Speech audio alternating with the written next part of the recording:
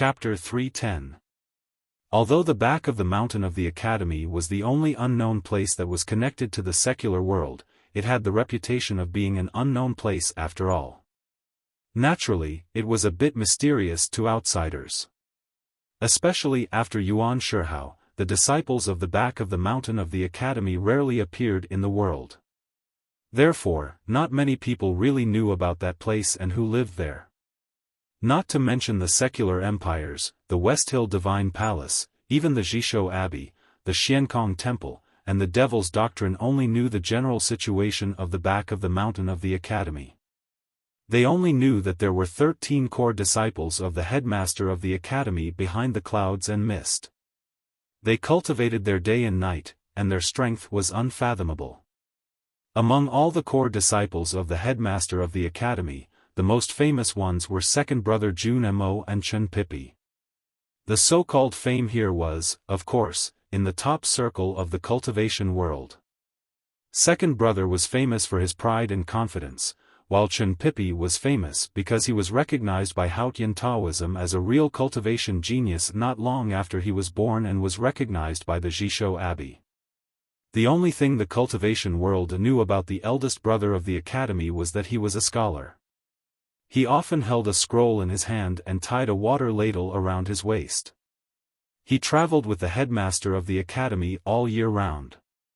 Few people could see him with their own eyes, and no one had ever really fought with him. However, no one dared to look down on the eldest brother of the Academy. Because the eldest brother of the Academy was the only one who was qualified to travel around the world with the headmaster of the Academy. Jun Mo, who was perversely proud, would sigh every time he mentioned his senior brother, and then express his supreme respect with the most unquestionable expression. There were many strong, proud and confident people in this world, such as the middle-aged man. However, none of them dared to say that they were stronger, prouder, and more confident than the monster Jun Mo. Therefore, as long as they were not really crazy, they would not try to challenge the eldest brother of the Academy. Therefore, when the ordinary scholar appeared beside Ning Kei, the fist with decades of fierce and chilling aura, which could not be stopped even by 100,000 mountains, had to stop. The middle-aged man had never seen him before, but he saw the water ladle and the scroll at the waist of the scholar. Therefore, he knew that he was the eldest brother of the Academy without any reason. Because the eldest brother of the Academy was the eldest brother of the Academy. Whether he was holding a scroll, walking in the ruts of the wilderness, or half-squatting by the stream to fetch water with a ladle, as long as you saw him, you would know that he was the legendary eldest brother of the Academy. Because there was only one Academy in the world, and the Academy only had one eldest brother. He was different from the middle-aged man who had been struggling in the mortal world for many years. Even though he had meditated for many days by the Hulun Sea and tried to cut off the past from the past, he was still distracted by too many worldly thoughts and stopped his fist. He was different from the middle-aged man who had struggled in the mortal world for many years. Standing on the top of the snow-capped peak, Yi Su had always wanted to challenge the eldest brother of the Academy. He was the successor of the Jishou Abbey and the most powerful world wayfarer in Haotian Taoism. 14 years ago, he had been arrogant and conceited since he was a teenager. He could understand the arrogance of Mr. Ku and the second brother of the Academy, Jun Mo. Therefore, he respected the scholar whom he had never met because of Jun Mo's attitude. But he would never miss the opportunity to challenge the scholar. Because his arrogance and confidence in his youth had gradually disappeared and turned into silence and loneliness because of the scholar's calmness and joy on the other side of the black line. He knew very well that he, who walked the world in silence and loneliness with a wooden sword on his back, was far stronger than the arrogant and conceited him. However, he always wanted to find what he had lost, so he had to meet the person on the other side of the black line. This idea could even be called an emotion of desire. In these years, as his cultivation state became more and more profound, and as his understanding of the world became clearer, the desire became stronger and stronger in his heart. It was even stronger than the sunlight above the snow-capped peak. After 14 years, he finally met the scholar and had a chance to challenge him. For the tomes of the arcane, the middle-aged man walked on the lake ice and tried to kill him. If the scholar did not want to see the guy named Ning Ke die like this, then he had to fight. Yi Su was not sure whether he could force the scholar to fight if the scholar did not move. But since the scholar showed his trace and was ready to fight, then he was confident that he could make this encounter a reality. Because he could make the first move. The thin wooden sword floated in the air above the snow-capped peak. The sun was so bright. The wooden sword had turned into a golden sword. The strong and pure aura of the Taoist sword had completely suppressed the small pool on the mountainside.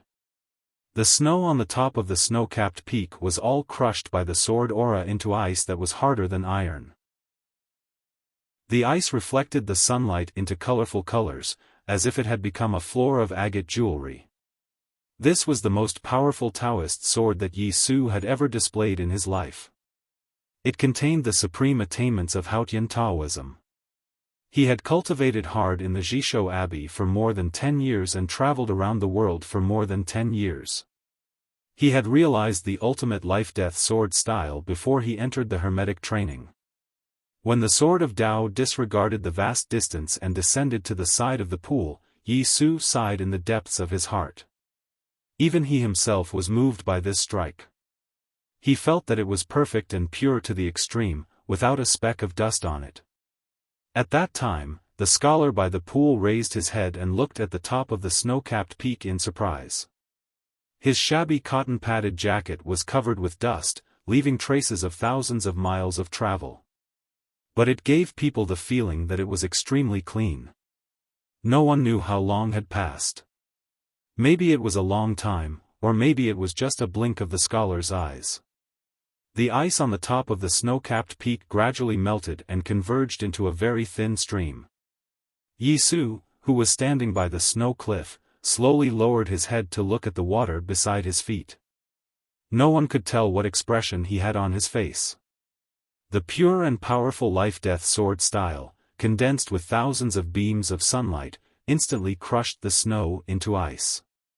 But the ice melted at this time, which could only mean that the sword style that should have been condensed like a beam of light was actually slowly leaking. Unbeknownst to him, the thin wooden sword had returned to his hands. The scholar by the pool on the mountainside had disappeared without a trace. Yi Su showed a very sarcastic smile on his face, and a very dim blood flowed from the corner of his mouth. The sarcastic smile was naturally to mock himself. He had known the other party for many years and had silently longed to meet him for many years. However, when they really met, the most powerful Taoist sword that he could display could not suppress the other party at all. It could not even make the other party stay for a longer time. The extremely powerful successor of the Jishou Abbey, who had seen through the Hermetic training, could not make the scholar stay. The scholar appeared in the valley beside Ning Ke and calmly asked the powerhouse at the peak of martial arts to stop punching. There was an academy in the south of Chang'an, and there was an eldest brother in the back of the mountain of the academy. In the words of the proud and conceited second brother, the reason why the eldest brother was naturally because he ranked first in the academy. Whether it was the state of cultivation, playing chess, playing the zither, painting, embroidery, or cooking, he ranked first. Today's update ends. Please vote for me. I will also rank first like the eldest brother. To be continued. If you like this work, please come to Chidian.com to vote for me. Your support is my biggest motivation. Chapter 3:11. It was not until the fist stopped that the wind in the tunnel suddenly roared. The natural energy was in a mess, and all the fog was blown away. The smooth and steep stone wall began to peel like a pastry that had been kept for a long time. The stone wall that had become brittle rustled and fell like a rain of paper-thin stone chips. The fist was extremely stable and did not tremble in the slightest. The hard knuckles were pale white, looking like a strong bamboo in the wind, or like the round handle of a steel knife. To be able to suddenly stop when the indomitable momentum had reached its peak, and to be able to be so stable, it proved that the middle-aged man who punched this fist was very powerful. But the more powerful the middle-aged man and his fist were, the more powerful the eldest brother of the academy was. The eldest brother looked at the fist calmly and did not say a word. The middle-aged man slowly bent his elbow and retracted his fist. The eldest brother's gentle eyes fell on the middle-aged man's face. The middle-aged man slightly lowered his head and silently took a step back. The eldest brother's eyes fell on the stone chips under the middle-aged man's feet. The middle-aged man slightly frowned and silently took another step back. The eldest brother calmly looked at his shoulder. The middle-aged man retreated again. The eldest brother continued to look at him. The middle-aged man retreated again and again until he was about to exit the passageway. At this moment, he suddenly stopped and slightly raised his thick silkworm-like eyebrows. He calmly looked back at the eldest brother's gentle eyes and opened his blood-red lips slightly. He said in a voice that was like metal and stone, "I'm sorry." As the two words burst out from his lips, the half-stretched fist in front of him slowly loosened. The 5 fingers slowly released like old bamboo blooming, and then suddenly shrank. An extremely powerful and overbearing aura was released from the middle-aged man, making his clothes flutter in the wind. An invisible force was released between the 5 fingers that were spread out and then closed again, aiming at Ning Kei's chest and abdomen through the air. After all, he was a powerhouse at the peak state of martial arts. Although he was afraid of the eldest brother of the academy, it did not mean that he would become a coward in front of him and would not dare to attack at all. When the eldest brother appeared, he had been showing weakness and retreated again and again. But when he was about to exit the passageway and saw that he could not threaten Ning Kei at all, when everyone had begun to relax, he made his move. With a tearing sound, the cloth in front of Ning Kei's chest broke. The iron box tied to the cloth belt suddenly flew out and landed in the hands of the middle-aged man. By transforming the killing intent of his fist into the intent of binding his fingers, he displayed the deepest understanding of martial arts. His grasp of timing and his strong decisiveness allowed him to apply the art of war to the confrontation of force. He could be said to be like a god in the art of war. There were very few people in the world who could cultivate martial arts and the art of war to the pinnacle. Even in the great Tang Empire, only the 4 great generals could do it.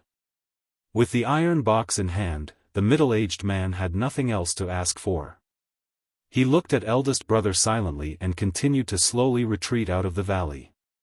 His speed did not seem to increase, but he had retreated more than 10 feet in an instant. Looking at the figure of the middle-aged man retreating out of the valley, eldest brother was slightly taken aback. He was indeed surprised that the middle-aged man had clearly intended to retreat, but in the end, he still forced himself to attack. He sighed and said, "Why bother?" Eldest brother did not speak too slowly, but his tone was a little light. It seemed that there was a very strange pause before every word, so it seemed that he had said the word, "Why bother," for a long time. Even he did not expect the middle-aged man's action, so he did not have time to respond. Of course, Ning Kei did not have any reaction. He did not come to his senses until the middle-aged man retreated far away with the iron box. Moreover, he had suffered too much shock at this time and had no spare time to think about other problems. According to the description of appearance that he had memorized for so many years, that powerful middle-aged man with eyebrows like black silkworms and lips like thick blood should be Xiaofan? The Xiaofan who killed the whole family of the general's mansion and turned his happy life into cultivation in the underworld? The Xiaofan who massacred several villages at the border and killed Darky's whole family? And who was this scholar who wore a tattered coat and straw sandals beside him? Ning Kei had seen him on the first day he entered the academy. He clearly remembered this clean, amiable and trustworthy scholar who made him fearful. He remembered that the scholar wanted to exchange the water ladle at his waist for his big black umbrella. At this time, he had already guessed that this scholar was probably his eldest brother. After eldest brother sighed, he looked at Ning Ke and asked, "Is the box important? Do you want to snatch it back?" Ning Ke did not understand why the middle-aged man, who might be Xiao, wanted to snatch the iron box. He also did not understand why the scholar, who might be his eldest brother, could still ask such a slow question at this time. The box contained the ashes of Master Lotus, which was not worth a single cent. Of course, there was no need to take the risk to snatch it back. However, the other party had already snatched it for such a long time. Wasn't it a little too slow to ask him now? Suddenly, he remembered that Chen Pipi had once told him that eldest brother was very serious when he did things. With one step, he had crushed the shield of the strongest warrior of the royal court tribe, and trampled the sorcerer into a puddle of blood.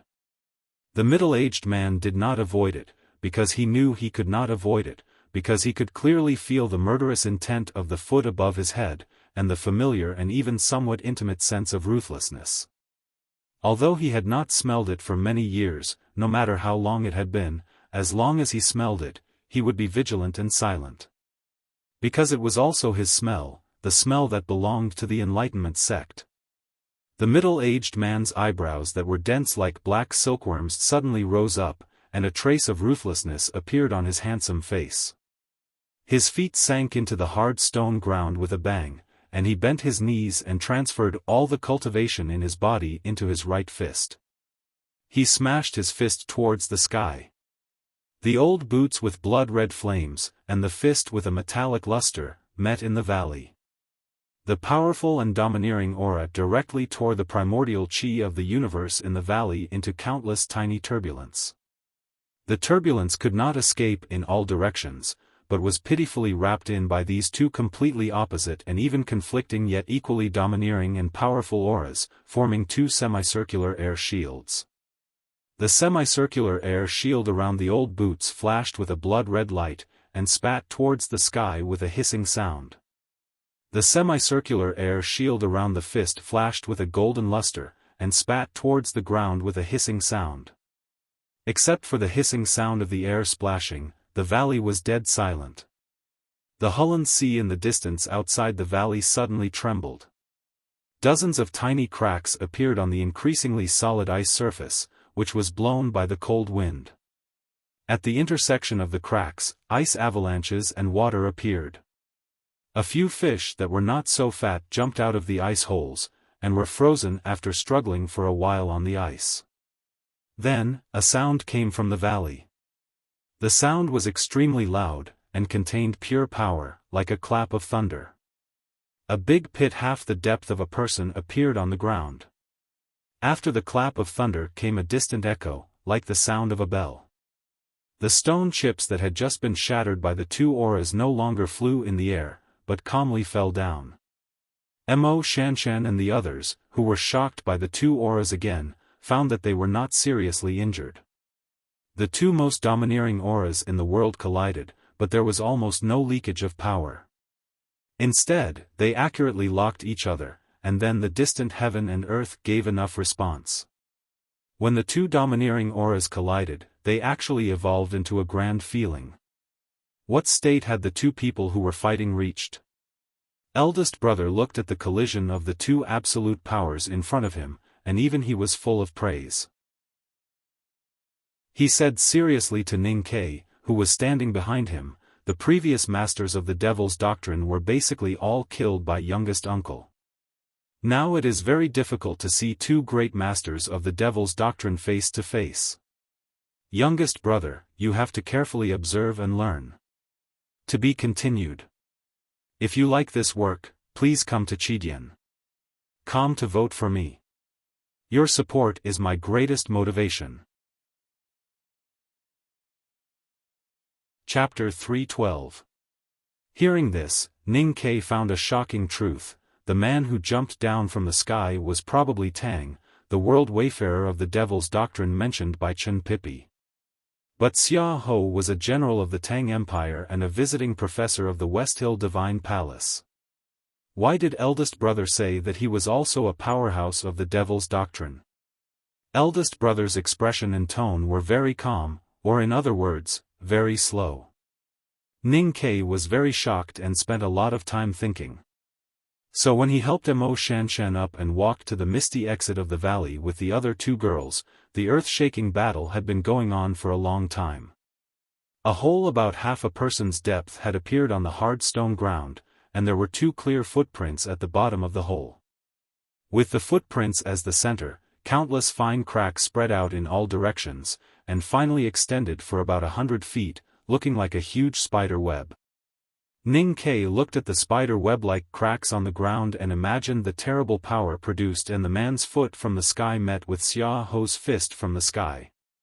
He could not help but be shocked. Now that he had entered the see-through state in cultivation and had comprehended the Haoran sword left by youngest uncle, he could already be classified as a powerhouse. But he knew clearly that in the face of such absolute power, he could not resist at all and would be shaken into a bloody pulp. Two figures moved at a high speed between the spider web-like cracks. Because they were too fast to be seen by the naked eye, one could only judge their specific location by the sound of the wind breaking through the air. The sound of the wind breaking through the air was so sharp that it even hurt the eardrums of the onlookers. Because they were entangled with each other, especially the man who fell from the sky, silently and fiercely concentrated his killing intent on Xia Ho, the two figures could not separate at all. The area of more than 100 feet seemed quite spacious, but under their terrifying high speed, it was actually no different from the size of a needle tip. The two powerhouses of the Devil's Doctrine, who were of a generation apart, had tempered their bodies to the extreme and had perfect control of their own bodies, but still could not completely avoid each other's attack.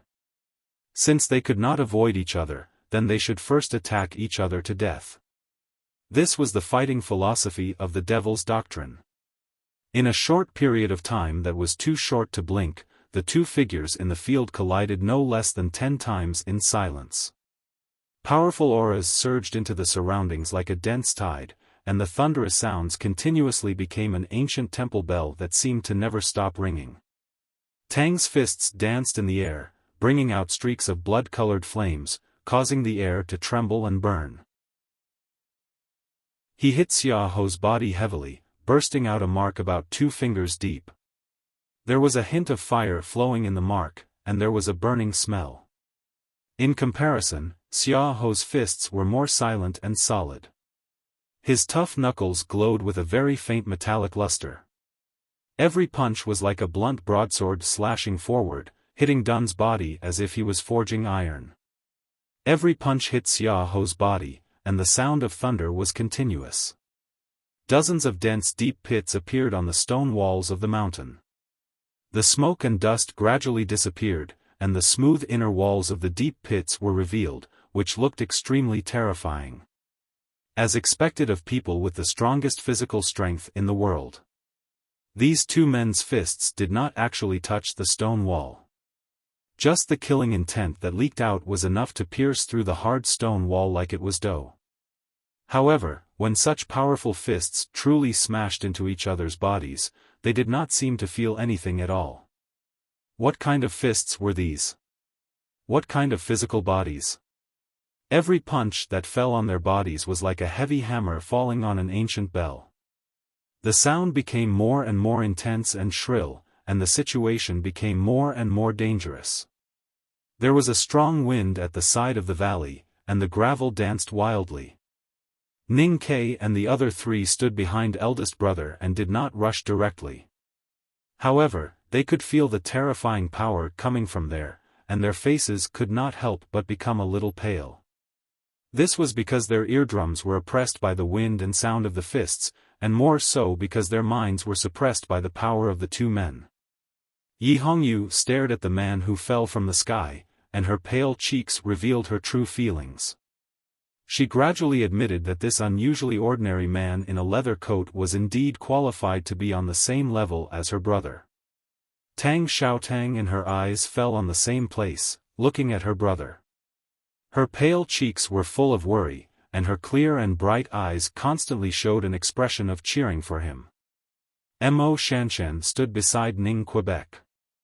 Her small round face was slightly pale, and her eyes seemed a little dim. She was originally a calligraphy addict who was respected and even feared by her fellow cultivators. However, this time she came to the wilderness and met so many grand cultivators. Only then did she know that the real powerful figures were hiding behind the world. She was deeply shocked, especially when she found out that the two men who were fighting at this time were so powerful that even her master, the master of calligraphy, would not be able to take advantage of them. Thinking of this, she could not help but feel a little sad. Ning Ke was not as complicated as the three girls thought. He was just following eldest brother's request and watching this rare battle of the physical peak seriously. He did not forget to use his superhuman perception to feel the disturbance of the chi of heaven and earth caused by the two figures. However, as soon as he used his psyche power to feel the surrounding chi of heaven and earth, he knew that he had made a big mistake. At this time, the chi of heaven and earth inside and outside the valley had been torn into countless pieces by the wind of the two men's fists. The turbulence formed by those pieces flowed irregularly and was extremely complicated. With his current state, it was pure wishful thinking for him to feel the changes in it. His sense of perception was instantly violently shaken, and his face turned pale. He should have been injured. The two men were too powerful. According to the probability or the general law given by Haotian, figures with such powerful physical bodies should be unparalleled in the world. However, today there were two of them at the same time. Looking at the sky full of gravel, looking at the more and more invisible stone pits that appeared like a miracle, and looking at the two godlike murderous figures, Ning Ke was stunned. After a while, he came to his senses and asked in a slightly hoarse voice, "Are we just going to watch them fight like this? Or should we leave first? I always feel that it is very dangerous to stay with these monsters. Even a stone that they unconsciously kick away is more terrible than a crossbow arrow." Eldest brother looked at him and said confusedly, "Then what should we do?" Ning Ke looked at the scene and said with a smile, "Or you can poke them to death with one finger." "How can it be possible with one finger? I'm not a monster like them. I'm very happy that they didn't attack me for the headmaster and the academy's sake. But I can't do anything if they want to fight among themselves. I can't always stop them. As for taking the initiative to attack them, I feel that it is somewhat inconvenient and unkind." Eldest brother was a very kind person, so he would not attack at this time. He explained patiently, slowly, and gently, "And I'm really not good at fighting." As a member of the back of the mountain of the academy, Ning Ke certainly knew that the senior brothers and sisters living in the mountain were all strange guys. Only he was slightly normal.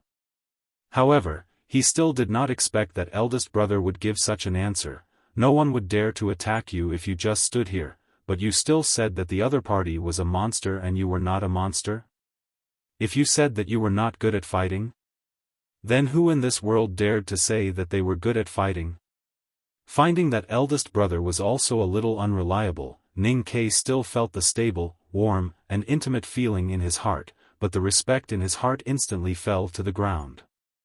He ignored eldest brother and quietly moved to Tang Xiaotang's side, asking, "Your brother?"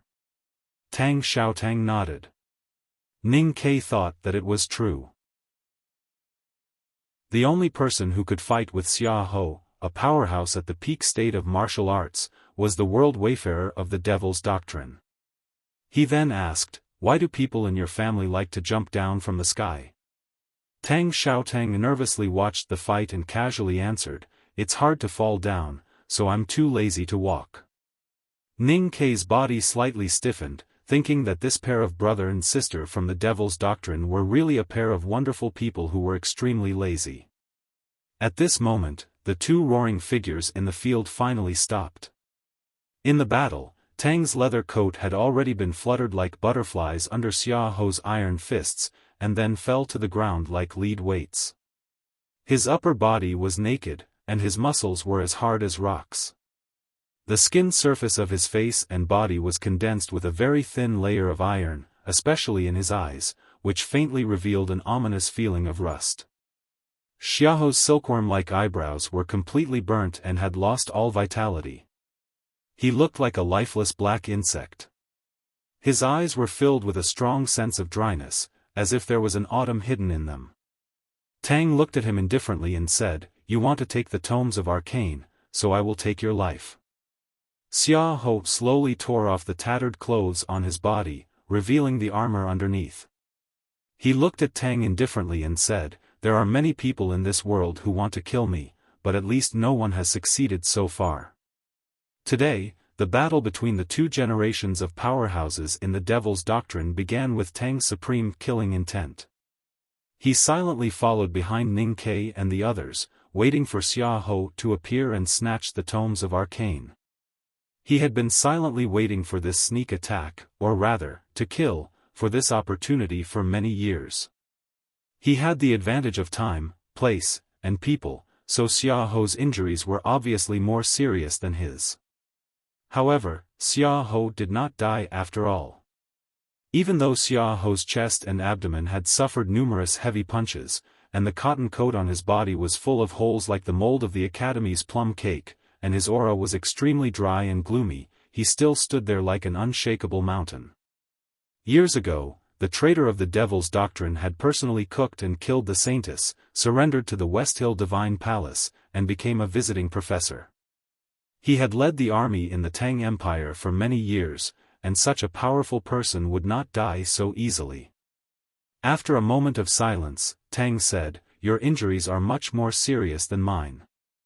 I still have a chance." Xiao shook his head and said, "After all, you are not your teacher. So no matter how serious my injuries are, you can't kill me on the spot. You are the evildoer of the Devil's Doctrine, and I am a visiting professor of Haotian Taoism, an imperial general. In this bright world, under the brilliant Haotian, how can you have a chance to kill me?" Tang turned to look at the scholar among the crowd and asked seriously, "Mr. First, what do you want to say?" Eldest brother shook his head and said honestly, "Your affairs have nothing to do with the academy. I was just ordered by my teacher to come to the wilderness to take youngest brother back to Chang'an. Honest people did not always speak the truth. Coming to the wilderness to pick up Ning Ke was not on the way." Tang nodded in acknowledgement. Eldest brother suddenly pointed to the snow-capped peak and said, "I was just passing by, but I don't know what that person would think." A sword style attacked from the snow-capped peak, instantly crossing the ice and crushing the snow. After a moment, the lonely and no longer proud man with a wooden sword appeared on the snow cliff in the distance. It's really hard to write in the hotel. Tomorrow's chapter may be a little late. To be continued. If you like this work, please come to Chidian.com to vote for me. Your support is my greatest motivation. Chapter 313. At the foot of Tianqi Mountain, two generations of powerhouses of the Devil's Doctrine confronted each other. On the distant snow cliff, the world wayfarer of Haotian Taoism was gliding over with a sword on his back. Compared to these truly great figures, Ning Ke was naturally an insignificant character. Although he was now a world wayfarer of the Academy, the only one who was qualified to speak on behalf of the Academy was the eldest brother, who was standing quietly in the field. Therefore, no one paid attention to him and treated him as a passerby. Ning Ke did not feel sad about being ignored. On the contrary, he was happy that he had been forgotten by the crowd. Only in this way could he focus on the middle-aged man and not worry about being discovered by the crowd. Looking at the middle-aged man's thick brows and the killing intent in his eyes, his expression did not change, but his hands behind his back gradually tightened. He felt that his throat was a little dry and wanted to drink some blood to moisten it. His life was directly changed by this middle-aged man called Xiao. His happy family became a pool of blood because of this man. Because of this man, he lived in a dark hell on earth for many years. Revenge was the most primitive and instinctive emotion of human beings, and Ning Ke was no exception. Ever since he knew the name and identity of this man, he had secretly investigated and watched this man for many years. He was very familiar with everything about this man, including his most inconspicuous features and habits. But today was the first time he saw him with his own eyes. The world wayfarer of the devil's doctrine called Tang was so powerful that he had ambushed Xia Ho with a strong murderous intent. However, he had failed to kill Xia Ho on the spot. After witnessing this earth-shattering battle, Ning Ke finally had a clear understanding of Xia Ho's strength. He was more and more aware that he still had a long way to go if he wanted to take revenge. However, he didn't feel any fear or depression in his heart. Instead, he became more confident and calm, firmly believing that he would be able to kill Xia Ho with his own hands one day, because no matter how powerful Xia Ho was, he still didn't make a move against eldest brother. Even if he couldn't reach eldest brother's realm in his lifetime, as long as he was in the academy, he would have unlimited possibilities. Tang looked at Xia Ho expressionlessly and said, "If you were in Tuyang City, I really wouldn't know how to kill you.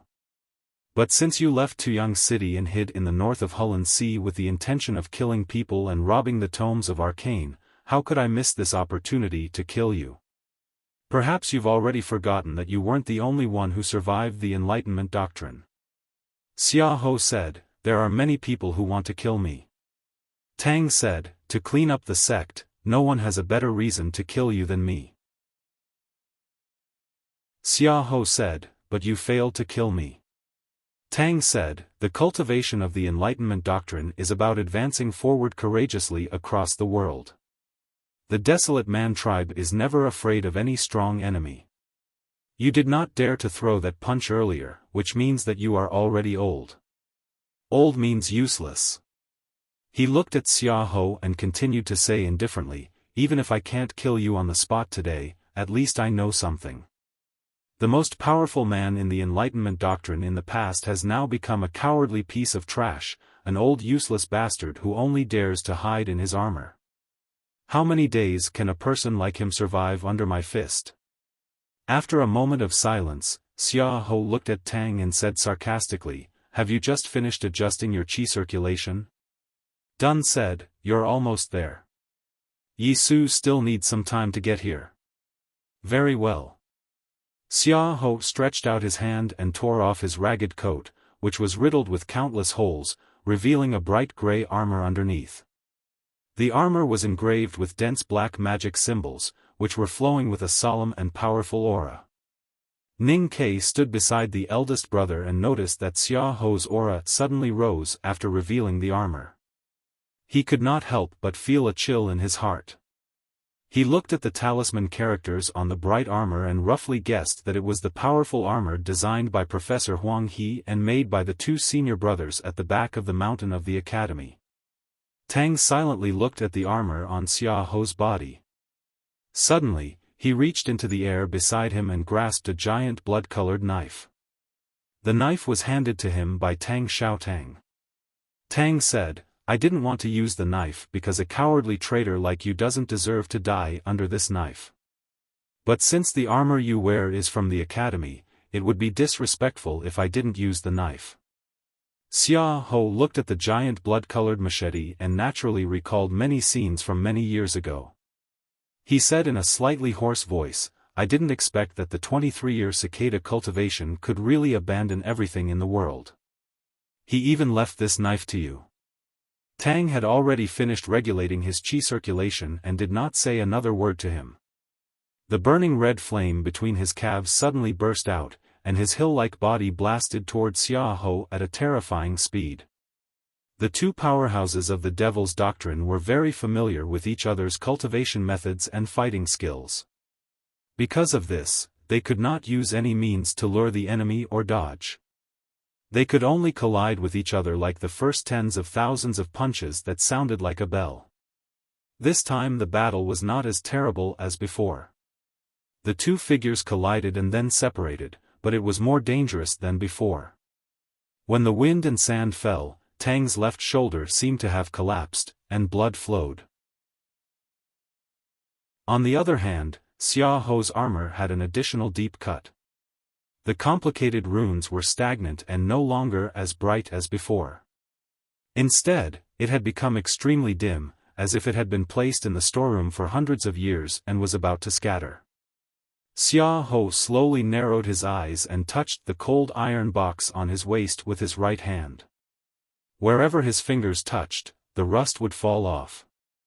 As one of the few powerhouses of the devil's doctrine left in the world, Tang clearly knew how powerful this traitor was.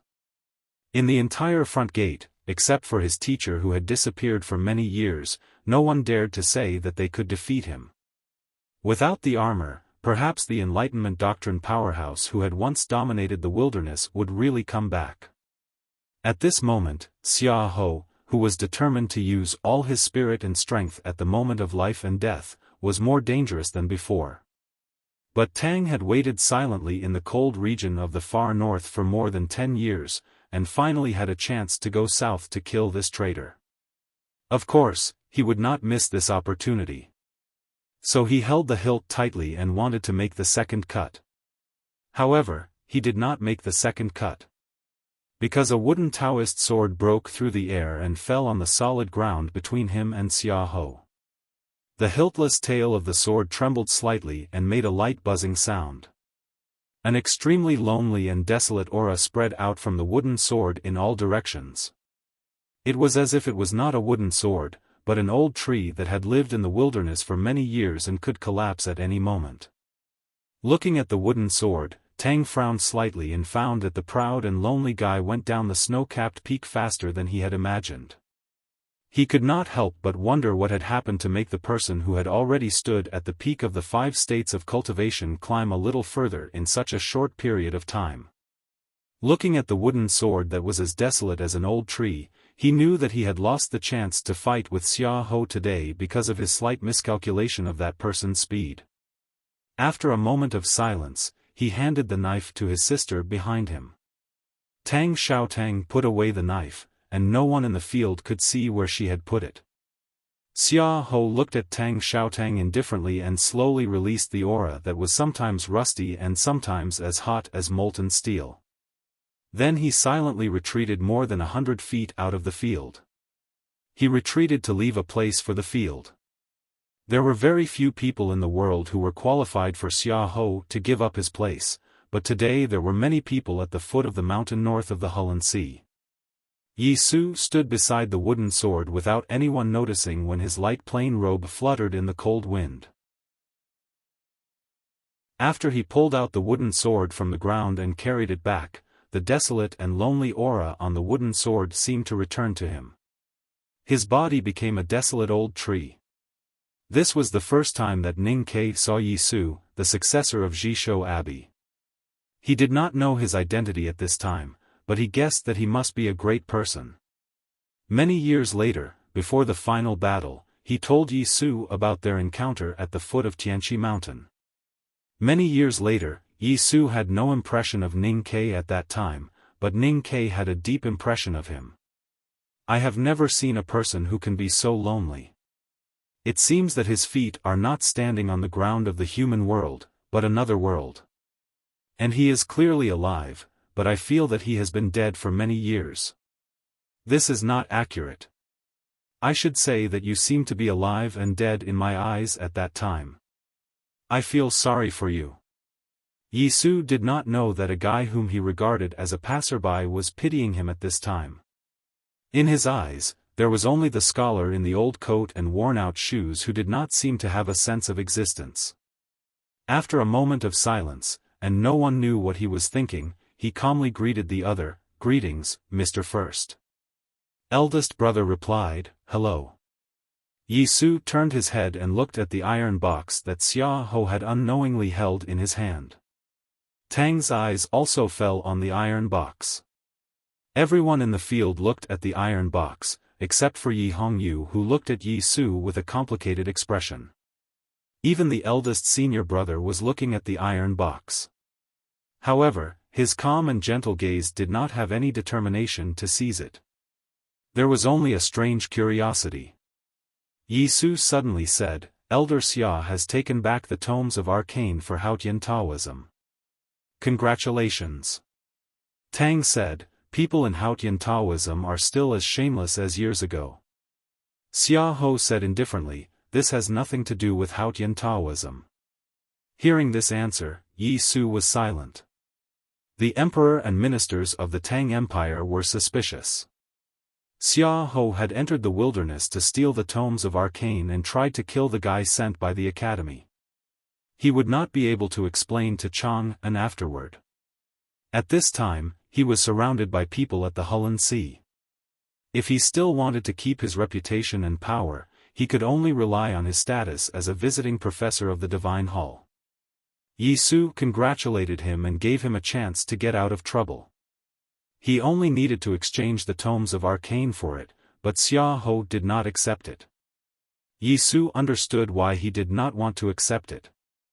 The dignified general of the Tang Empire could do such a thing. He must have made up his mind and wanted to completely cut off the past years. Moreover, the situation at the Hulun Sea was very complicated, so he still had a chance. The most important thing was that Mr. First of the Academy had not said anything. The Viming hand scroll of the tomes of arcane would appear in the wilderness. This was an edict issued by the great divine priest of revelation after he returned from the South Sea. No one in the world would doubt this, especially Yi Su, who knew that this must be the conclusion of the Abbey Dean. Because of this, many countries in the world sent people into the wilderness to try to enter the front gate of the devil's doctrine. In the end, Ning Ke and the others succeeded. However, those who were really qualified to steal the tomes of arcane had been secretly waiting. The tomes of arcane were cicadas. Ning Ke and the other young generation were mantises. Xiaofan was the oriole. Tang and Yi Su were the hunters. Eldest brother was nothing. In his words, he was just a passerby. However, when he passed by the Hulun Sea, there was no more story of the mantis stalking the cicada, unaware of the oriole behind. Everyone turned to look at the ordinary-looking scholar. Eldest brother asked Ning Ke, "Do you want that iron box?" Ning Ke shook his head. Hearing his answer, eldest brother did not hesitate at all. He looked at the crowd and said gently, "You can fight for this box if you want. We are just passing by and are in a hurry to go back to Chang'an. So we will leave first. Tomorrow is Saturday. I wish everyone and I have a good rest. I snicker. I can finally drink to my heart's content tonight." To be continued. If you like this work, please come to Chidian.com to vote for me. Your support is my greatest motivation. Chapter 314. This sentence represented the attitude of the Academy, indicating that they had no intention of participating in the fight for the Ming hand scroll of the tomes of arcane. Then why did the Academy change the location of the practice meeting to the frontier fortress of the north of Yan Kingdom? Why did the back of the mountain of the Academy send Ning Ke all the way to the north? Yi Su frowned slightly. Obviously, he did not understand the meaning of the Academy defining themselves as passers-by. He looked at eldest brother thoughtfully. Xiaofan obviously did not expect the situation to develop in this way. His thick eyebrows suddenly raised. If the Academy left, how could he, who was between the Taoism and the Devil's sect, live? Tang looked at Xiaofan and said in a low voice, "I have said that you are old. Only an old and dying man will pin the opportunity to change his fate on illusory legends or things like the tomes of arcane. If a volume of the tomes of arcane can really change everything, how could the Enlightenment doctrine be destroyed? How could the Abbey Dean always be floating on the South Sea?" Hearing Tang mention that his master was floating on the remote South Sea, Yi Su frowned even more. Xiaofan looked at Tang indifferently and said, "If you are not interested in the tomes of arcane, why are you here?" Tang said, "My purpose here is to kill you." Yi Su did not care about the confrontation between the two powerhouses of the Devil's doctrine. Although Xiaofan was a visiting professor of the West Hill Divine Palace, the trip to the wilderness to obtain the tomes of arcane had obviously shown that the general had a disloyalty to the Divine Hall, just like his disloyalty to the Tang Empire. He just quietly looked at eldest brother of the academy. His eyes moved slowly on this scholar who had no sense of existence, as if he wanted to find out the real intention of his decision. Xiaofan slowly lowered his head and looked at the iron box in his hand. At this moment, there was a faint rainstorm-like sound of hooves coming from the Hulun Sea. The earth trembled slightly. Countless of the most powerful black-armored cavalry of the Tang Empire galloped from the south. The cavalry spread across the winter wilderness like an endless black tide. It was extremely shocking. Then, hundreds of papal cavalrymen of the West Hill Divine Palace in black armor with golden talisman roared from the east of the wilderness. In a very short time, they arrived at the Hulun Sea. They were silent and solemn, but showed a sense of sacredness and inviolability. When the two cavalrymen came to the Hulun Sea, they set up their respective formations and silently stationed their horses on the ice. However, the cavalrymen did not get off their saddles. They still sat on their horses and maintained the attitude of charging at any time. An oppressive and tense atmosphere enveloped the shore of the Hulun Sea at the foot of Tianqi Mountain. In the eyes of the world, the Tang Empire's black-armored cavalry and the West Hill Divine Palace's papal cavalrymen were undoubtedly the two most powerful and terrifying cavalrymen. However, due to historical, political, and religious factors, these two cavalrymen had never confronted each other on the battlefield, at least not in history. Today, these two cavalries suddenly left the Central Plains and went deep into the cold lake of the wilderness, shouldering the task of providing support. They were an important part of the fight for the Ming hand scroll of the Tomes of Arcane. Could it be that they were finally going to have a big battle today? The heavy armored cavalry with amazing speed and terrifying charging force had always been a nightmare for all kinds of cultivators on the battlefield. That was because the carefully cast thick armor could allow the warhorses and cavalrymen to completely ignore the attacks of flying swords and the like. At this time, these people standing at the foot of the mountain north of the Hulun Sea were the strongest in the world. Of course, they were not ordinary cultivators who would easily die on the battlefield. Even in the face of the black-armored cavalry, they still maintained their calmness and confidence. However, even if they were grand cultivators at the peak of the knowing destiny state, they were not willing to continuously collide with the heavy armored cavalry in the wilderness.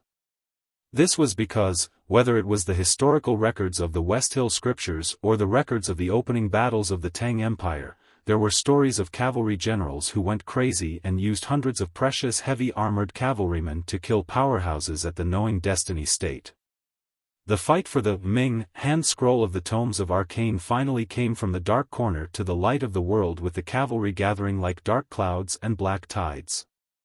It could no longer be hidden. Looking at the black-armored cavalry of the Tang Empire by the Hulun Sea, the gentle smile on the face of the eldest brother of the academy finally disappeared. He looked at Xiaofan and asked softly, "General, do you want to rebel?" Yi Su lowered his head and said softly, "Elder Xia wants to betray Haotian Taoism and return to the embrace of the devil's doctrine." The voices of these two people were very calm and soft. However, they represented the Tang Empire and Haotian Taoism, the two most powerful forces in the world. No matter how powerful Xiaofan was and how loyal the northeast border military of the Tang Empire was, if he was abandoned by both parties at the same time, he would only die. Xiaofan said after a moment of silence, "I am indeed old. The Tomes of Arcane are useless to you, so you don't have to care. But it is useful to me. At least I hope it can be useful to me, so I care very much."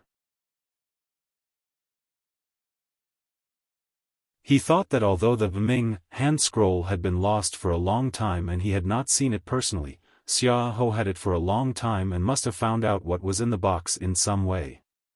Eldest brother did not enter the front gate of the devil's doctrine, but for some reason, he seemed to believe Xiaofan's words.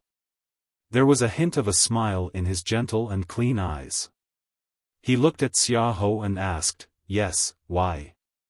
Xiaofan looked at the two brothers of the academy and said indifferently, Mr. First, Mr. 13, do you think that you can disturb me with a casual word?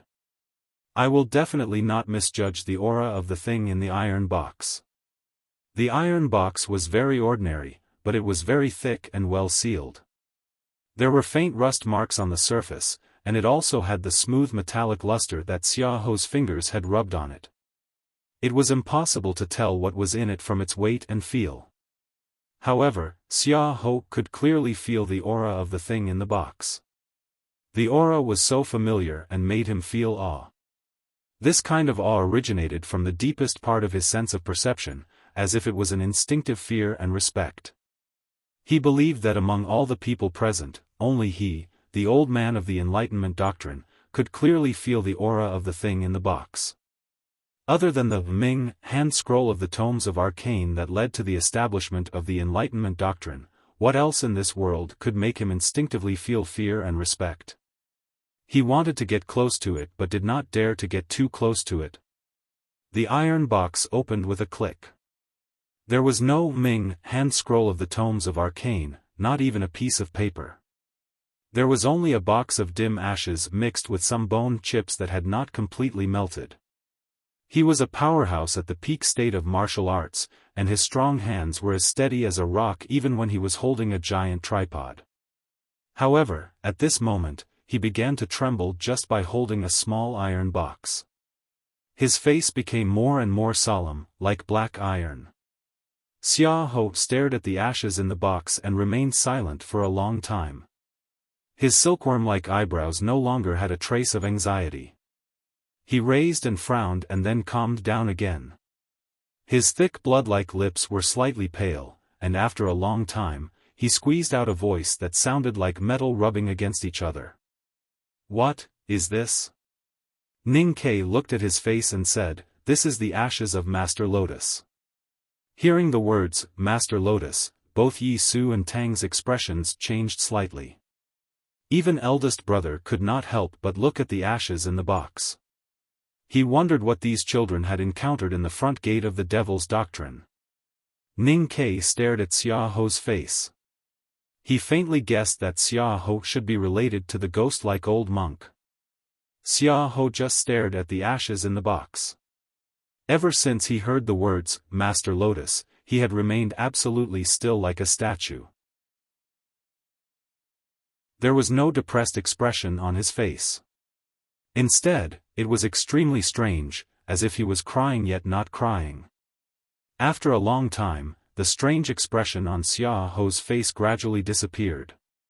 A deep and bitter smile appeared on his face. He looked at the ashes in the box and sighed softly.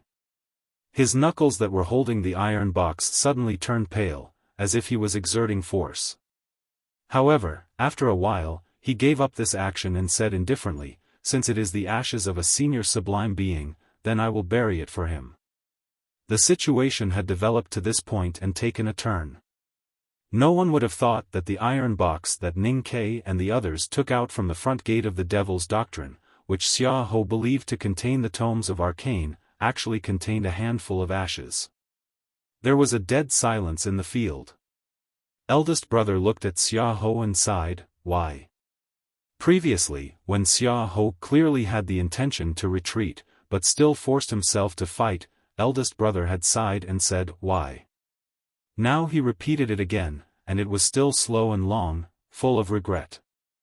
Xiaoho silently looked at the ashes in the box and murmured, "Yes, why?" Whether it was the 7 tomes of arcane or the 32-petal lotus, whether it was Xiaoho who did not want to continue to struggle between light and darkness with various identities, or whether it was his teacher Lotus who calmly and joyfully walked between light and darkness in search of liberation, they could only turn into a handful of emotionless ashes in the end. However, before turning into ashes, people always had to fight and fight for these things and certain ideas. If one were to ask why it was so, one could only sigh and say, "Why is life so bitter? I have been coughing for 2 days for no reason. My chest hurts like hell, but it's okay. Tomorrow I will fly to Shanghai for the annual meeting. I will strive to constantly update. Watch my performance. I will work harder when I go home. To be continued. If you like this work, please come to Chidian.com to vote for me. Your support is my biggest motivation.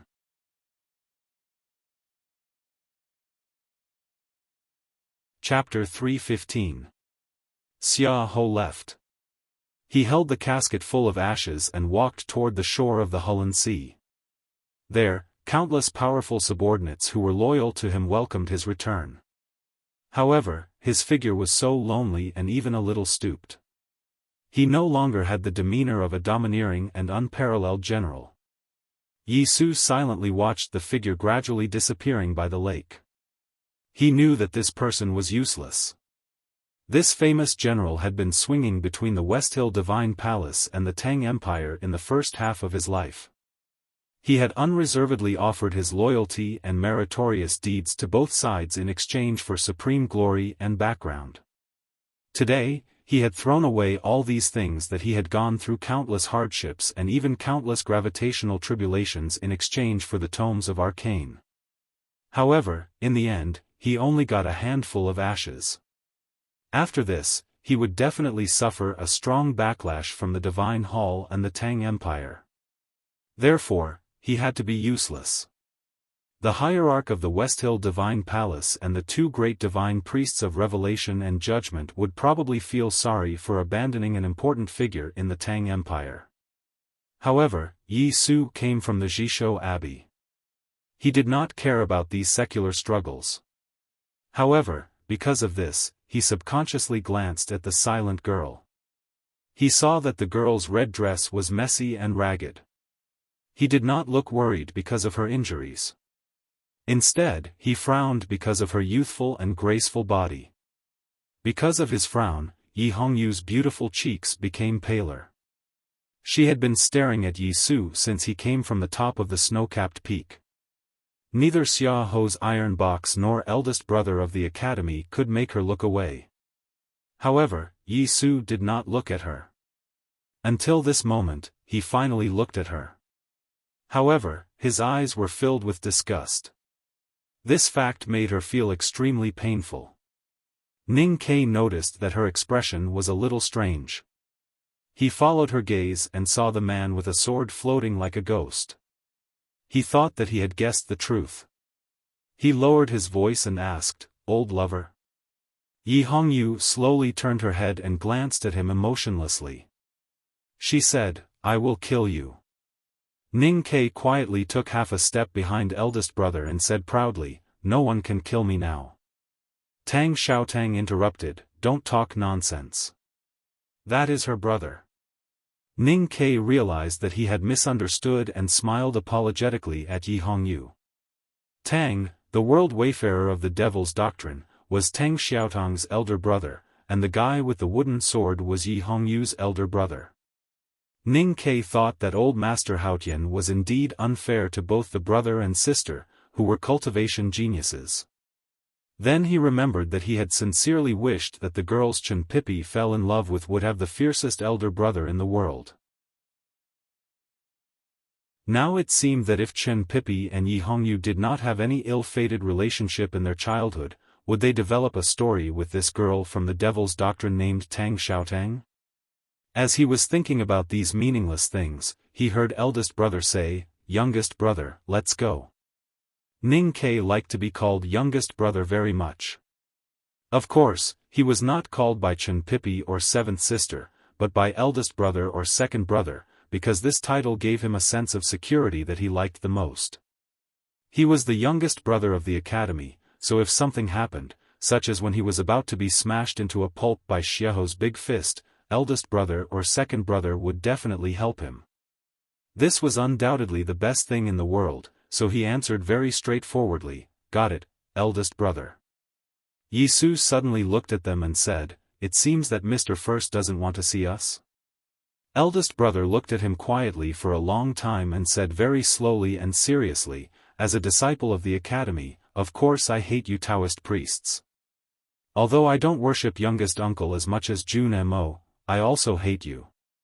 Yi Su did not expect that this extremely clean and gentle scholar would say that he hated Haotian Taoism so directly and straightforwardly.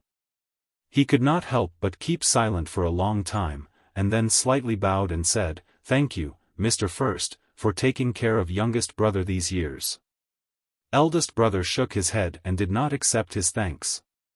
He pointed to Ning Kei beside him and said, "This is my youngest brother. As for Pippi, you don't have to be so polite, because he is my younger brother, not yours." Tang suddenly bowed to him very seriously and said, "From now on, I will count on Mr. First." Yi Su slightly frowned and did not understand what he meant. Did the remnants of the Devil's Doctrine still not give up and still want to have a relationship with the Chang'an Academy? Tang Xiaotang looked at Ning Kei and childishly said, "Ning Kei, I will come to play with you in the future." The white furry wolf arched its head out of the arms of the girl from the Devil's Doctrine, stared at Ning Kei and let out a low growl, which probably meant that if Ning Kei dared to invite her, she would definitely bite him into a bone stick. Eldest brother looked at Ning Kei in a daze. Ning Kei innocently spread out his hands, indicating that there was nothing between him and the girl from the Devil's Doctrine. Eldest brother did not say anything more. He tightened the ladle around his waist and walked out of the field. Ning Kei tightened the luggage behind him and followed him out of the field. However, after a few steps, he jumped back to Mo Shanshan and said with a smile, "Let's go together, okay?" Mo Shanshan's slightly round face was slightly red and she nodded without a trace. The figures of the three disappeared under the winter sun of the wilderness. It was quiet by the Hulun Sea. Tang looked into the distance and said, "He ranks first in the academy and never fights. No one dares to fight against him. I have always thought that there is a gap between us. But what if he is not good at fighting? It is a pity that no one dares to try." Yi Su looked in the same direction as him and said, "I tried." Tang frowned slightly as if he did not expect this answer. He looked at him and said, "And the result?" Yi Su calmly said, "I fought, but he did not." It was a very simple description and a very clear result. So Tang fell silent again. Yi Su looked at Yi Hongyu and said, "You have done well these 2 years. I saw you break the realm on the snow cliff. But it is not good for you to be too obsessed with some things." After saying this, he was ready to leave. Yi Hongyu did not expect to hear such a warm comment. Although Yi Su's tone was extremely cold and calm, the word "not bad" was the warmest thing for her. She looked at her brother's back and called out sadly, "Brother." Yi Su did not look back and said, "You can call me brother when Pippi returns to the monastery." Looking at the lonely back gradually disappearing, Yi Hongyu suddenly realized that it was not that she could not catch up with her brother, but that her brother had never thought of letting her stand on his shoulder. Was that person really that important?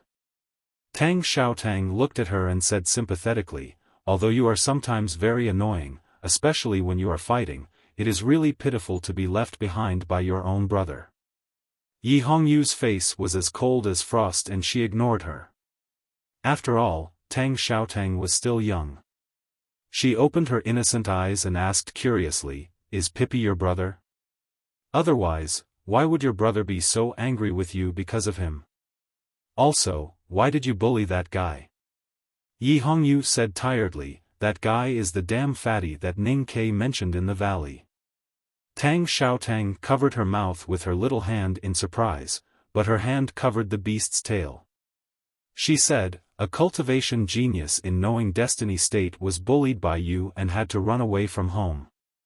You are so powerful." Yi Hongyu did not know how to respond to this kind of praise.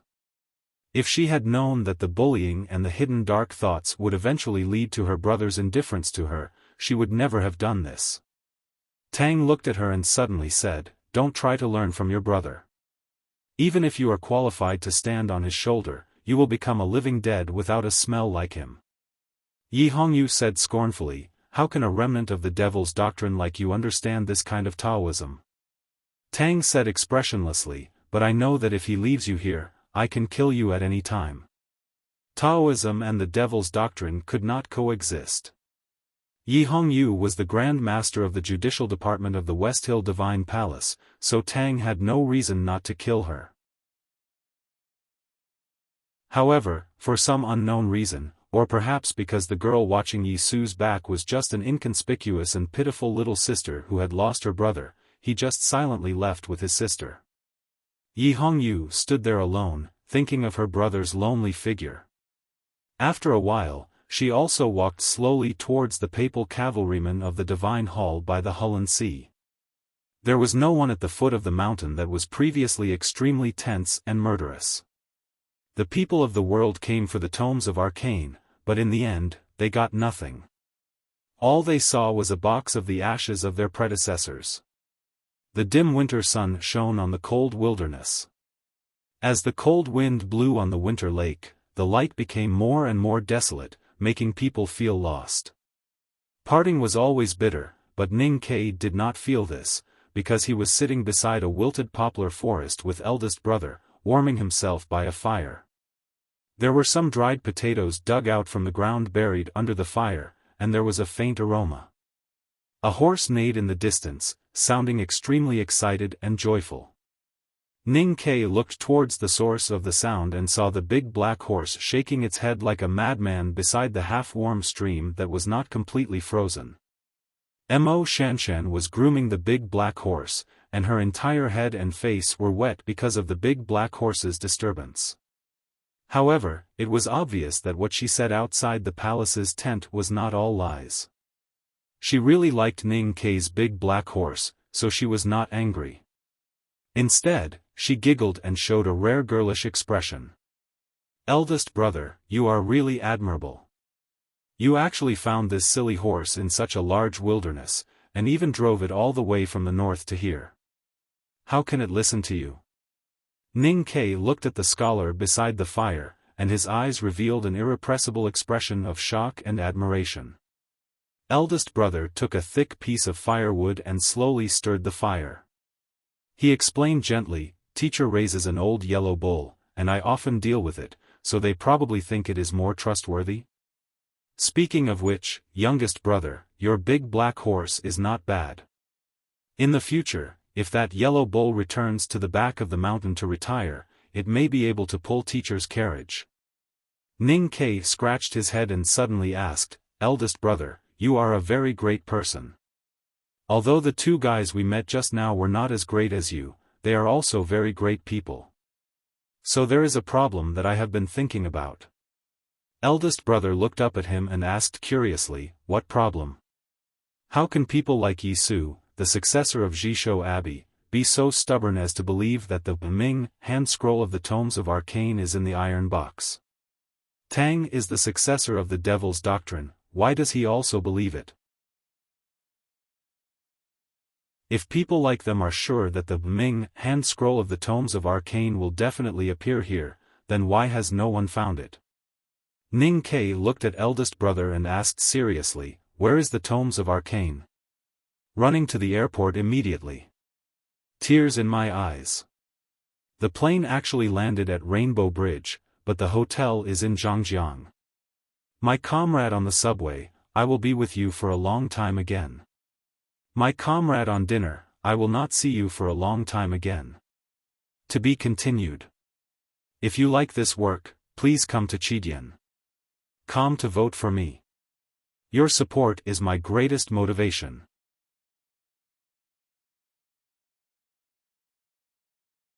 Chapter 316. Maybe it was because Shanshan's little hand was too comfortable, or eldest brother of the academy had said that he would replace the old yellow bull and pull the carriage for an old man. Anyway, the big black horse suddenly became stiff by the warm stream. Its four limbs were stuck in the gravel, like a wooden horse. Ning Ke did not pay attention to the silly horse's movement. He just stared at eldest brother's eyes and waited for an answer with expectation and curiosity, even if it was just a guess. For this tome of Arcane, he had traveled all the way from the frontier fortress of the north of Yen Kingdom. He had experienced many hardships and even the threat of death. It was really hard for him to accept that everyone had scattered after a fight and no one mentioned the whereabouts of the tome of Arcane again. Eldest brother thought for a while and said with a smile, since the great divine priest of revelation said that the tomes of arcane would appear in the wilderness, I think Yi Su would believe it and Tang wouldn't doubt it. As for why everyone was staring at the iron box, it was probably because Xiao felt the aura in the iron box and firmly believed that the tomes of arcane were inside. He had paid such a high price and made such a determination for the tomes of arcane, so he wouldn't make a mistake in such an important judgment. Therefore, Yi Su and Tang also believed that the tomes of arcane were in the box. What did Xiao feel that made him regard Master Lotus Ashes as the tome of arcane? Ning Ke frowned slightly and said, I can guess that there is a relationship between him and Lotus. What is their relationship? Eldest brother said, Xiao is Lotus's disciple. Now it seems that you have a special encounter in the front gate of the Devil's Doctrine. I think you know what kind of person Senior Lotus is.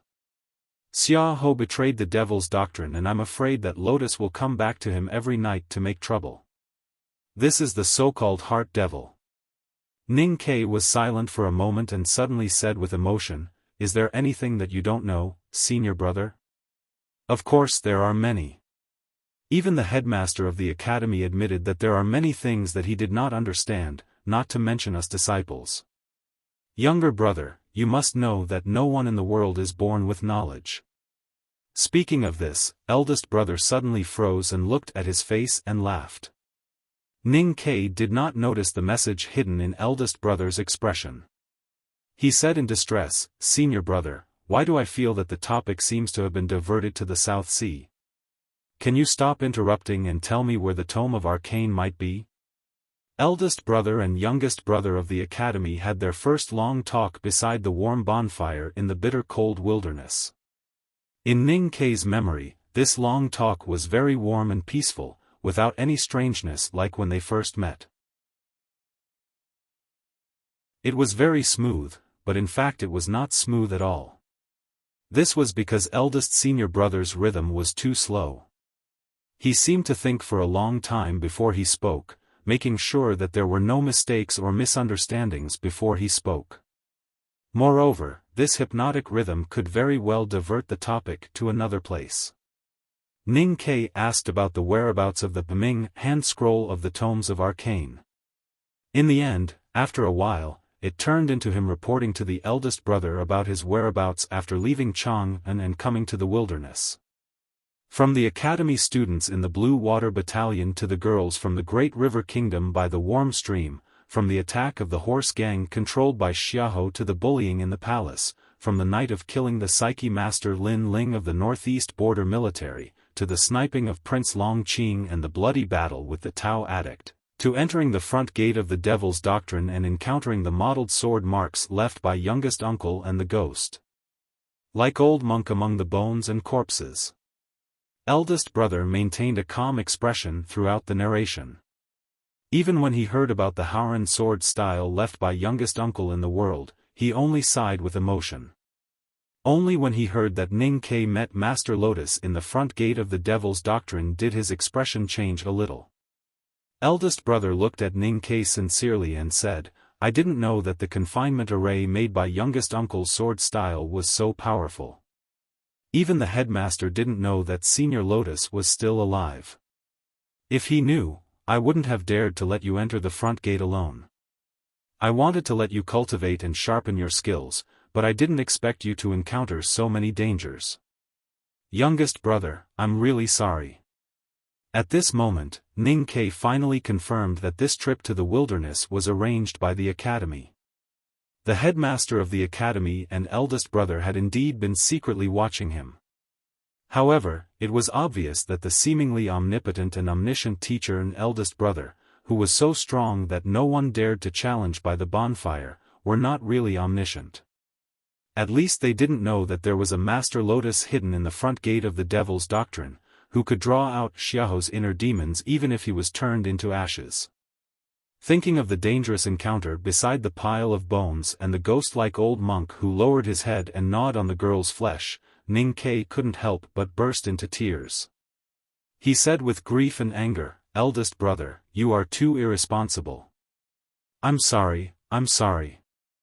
I was busy picking up those things in the snow-capped peak and didn't expect it. Eldest brother lowered his head in shame and took out 4 black iron arrows from somewhere in his right hand and handed them over. Ning Ke took the 4 iron arrows and touched the fine and complicated Fu characters on them with his fingers. He gasped in shock. After comprehending Tao and breaking the realm by the Daming Lake, he had shot a total of 4 primordial 13 arrows in order to kill Prince Long Qing and deal with the Tao addict, Yi Hongyu. The 4 talisman arrows either pierced through Prince Long Qing's chest and went deep into the snow cliff, or brushed past Yi Hongyu's shoulder and disappeared into the clouds. He had thought that he would never be able to find them again in this life. He felt regretful when he thought of the hard work of his senior brothers and sisters in the back mountain of the academy. But now they were all back in his hands. Eldest brother. How did he know where the 4 talisman arrows were and how did he pick them up? These arrows are good. How many younger brothers in the back mountain contributed? Eldest brother looked at the talisman arrows in his hand and asked. All the senior brothers and sisters have done their best. Ning Ke thought that those guys who played the zither, played chess, and admired the flowers also came to the lake to cheer for him. Did they contribute?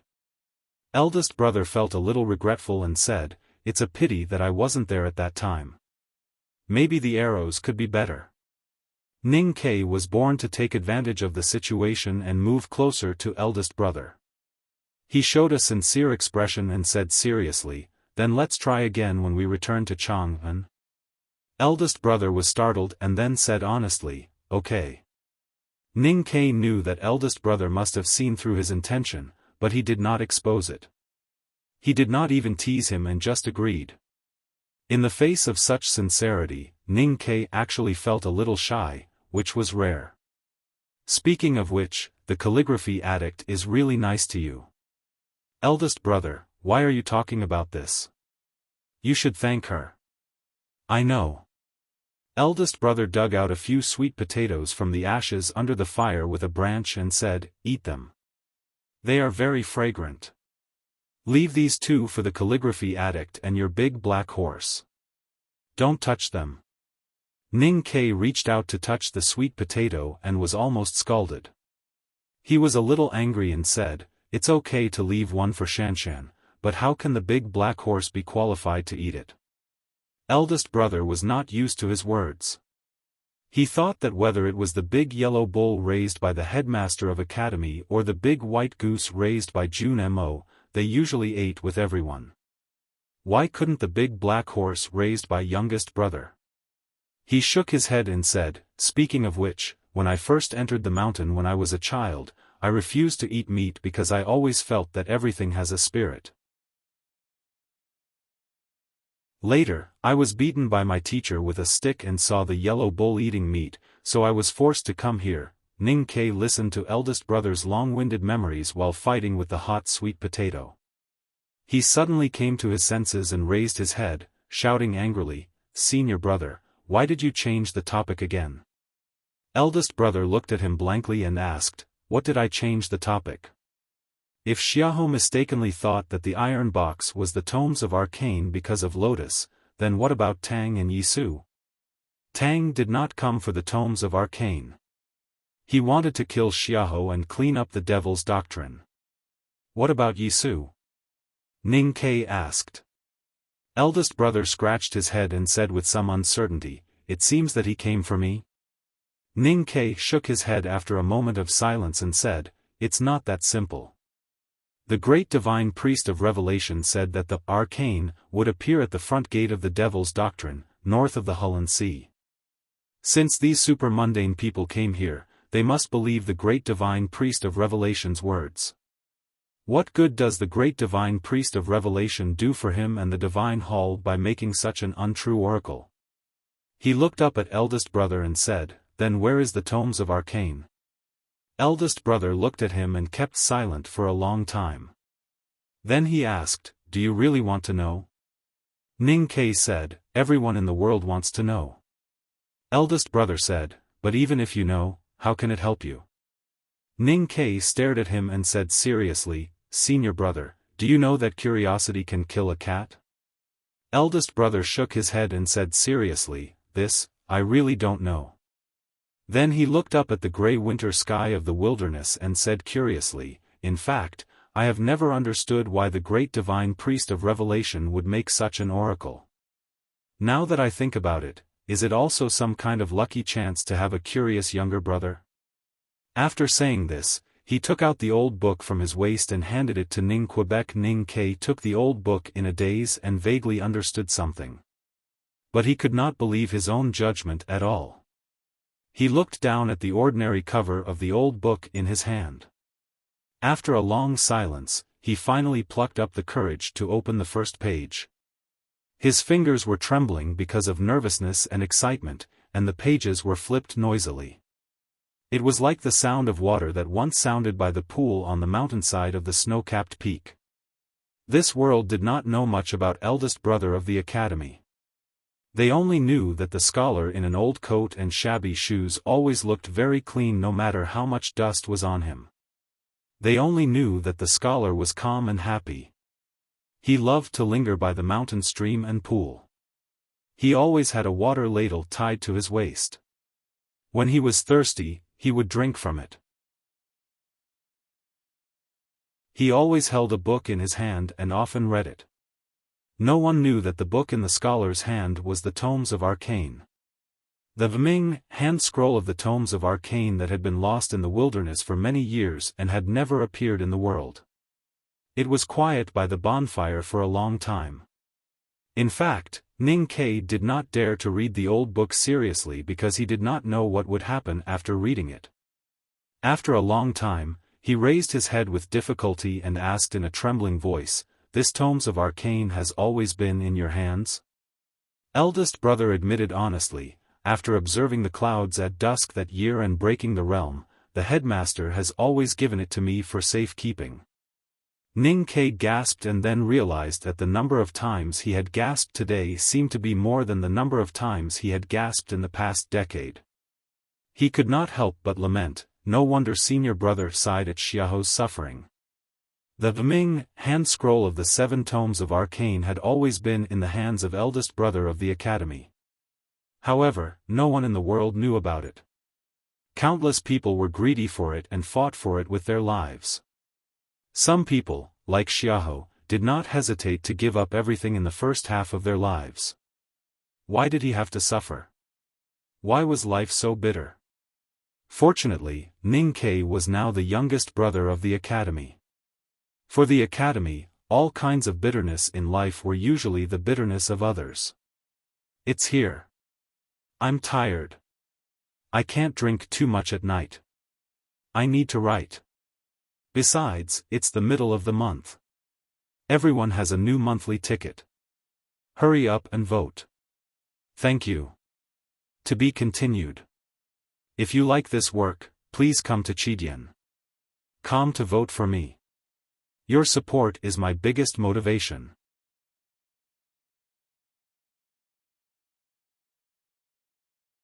Chapter 317.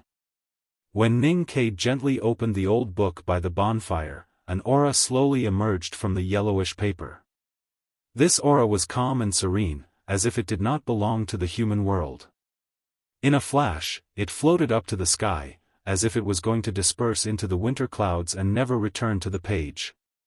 Because this aura was too calm and tranquil, it couldn't repel anything in the winter wilderness. However, it didn't fuse with anything, not even those soft cloud threads. This was not resistance or rejection, but rather, it maintained its silent nature and didn't even want to come into contact with it. Without contact, there would naturally be no mutual effect. It was still the quiet winter clouds and the frost forest in the wilderness. Even the cultivator with the most powerful psyche power in the world could not discover the aura emitted by this book. However, the sky could. Because the blue or gray sky was a mirror, an omnipresent mirror that belonged to Haotian. Therefore, it could clearly reflect the appearance of the aura. The low-hanging clouds in the winter sky were like old cotton mattresses that had absorbed enough water. After the Ming hand scroll of the tomes of arcane was opened, they quickly reacted. The thick clouds twisted and tore violently. Then, they entangled and swallowed each other. In the end, they separated from each other and turned into countless independent clouds. Among the tens of thousands of clouds, the distant blue sky was revealed. It was because of this background that these clouds had a clear sense of suspension and became countless silent stones floating in the air. Ning Ke looked up at the cloud stones in the sky and thought of the hundreds of millions of jagged rocks in the Great Blockage Formation outside the front gate of the Devil's Doctrine. He seemed to understand and feel something in his heart. He sighed with emotion and remained silent. Somewhere in the black wilderness, Yi Su was looking at the sky and observing the clouds. His hands were behind his back, as if he had already grasped the thin wooden sword. His head was raised high, as if he had already leaned against the thin wooden sword. His clothes were very thin, as if they would flutter with the cold wind in the wilderness. The expression on his face was also very thin. It was a kind of thinness formed by a kind of self-deprecating indifference. Another place in the black wilderness. Dun was also looking up at the sky and observing the clouds. His hands were hanging by his side, tightly gripping them like two firm stones. His head was raised high, like a boulder on the edge of a cliff that was about to fall. His fur coat was very thick. No matter how the cold wind blew on the wilderness, it did not leave a trace. The expression on his face was also very sincere. It was a kind of calmness formed from understanding the truth. Another black wasteland. Xiaofan gently lifted the reins and slowly raised his right hand, signaling the dark armored cavalry around him to stop. Then, he raised his head to look at the tens of thousands of clouds in the sky that looked like suspended rocks. He could not help but recall the mountain gate that he could see day and night many years ago. He thought of many things, and a few traces of pain flashed across his steely face. At this moment, there were many people in the wilderness. They did not have the ability to come into contact with the tranquil aura that leaked out from the tomes of arcane, but they could see the strange phenomenon in the sky. They could see the independent clusters of clouds that did not merge with the heaven and earth. So they were shocked, and then silent. The oracle of the great divine priest of revelation was true. The Ming hand scroll of the tomes of arcane appeared in the wilderness. Regrettably, people could only look at the sky and observe the clouds to know that the tomes of arcane had appeared, but they did not know where in the wilderness the tomes of arcane had appeared. Senior brother, since the tomes of arcane are in your hands, why didn't you tell them before? They didn't ask me, Anne. I really didn't want to tell them. That makes sense. You can't tell anyone except the people of the academy. Yes, if I told them, they would definitely come to rob me. I don't want to fight with them. I've said that I'm not good at fighting. Xiaofan and the others are very strong. It's very hard to defeat them. Ning Ke noticed that eldest brother did not say it was very hard, but just hard. He could not help but laugh after being startled. Youngest brother, what are you laughing at? Nothing. I just think that eldest brother is really a wonderful person. Oh? What's so wonderful about it? Everything is wonderful. Well, I don't really understand this sentence. Eldest brother? Youngest brother? How do we close this tomes of arcane? We can't always leave it open. The reaction of the sky is so strong. What if someone really finds the traces and chases after us? There are usually 3 steps to close the tomes. First, eldest brother. Youngest brother. There's something strange about this tomes of arcane. I took a look at it and my sense of perception was so shocked that I want to vomit blood. That's why I want to close it. Now that I'm talking to you, I feel like vomiting blood even more. So can I trouble you to help me? Oh, I see. Eldest brother? Youngest brother? Why don't you talk? Didn't you ask me to help? When Junmo was young, he got angry easily when I talked to him. At that time, he was like you just now, saying that he wanted to vomit blood. The so-called help, of course, is to shut up. I'm talking about the book. Of course, I'll remember the precautions when talking to you in the future. Oh, I see. A hand reached out from the reddish firelight. It was eldest brother's hand. The cover of the old book was extremely heavy for Ning Ke, and it was mixed with infinite pressure. Just a glance at it would make his sense of perception shake and break. However, it did not show any abnormality in eldest brother's hands, and it was closed with a gentle lift. As the pages were closed, the tens of thousands of clouds in the sky gradually dispersed and merged with each other. They returned to the gloomy and continuous stretch of wet cotton wool, covering the whole wilderness. Those powerhouses in the wilderness who sensed the celestial phenomenon and looked up at the clouds were silent for a long time. Then, with mixed emotions, they left silently. It was almost dusk.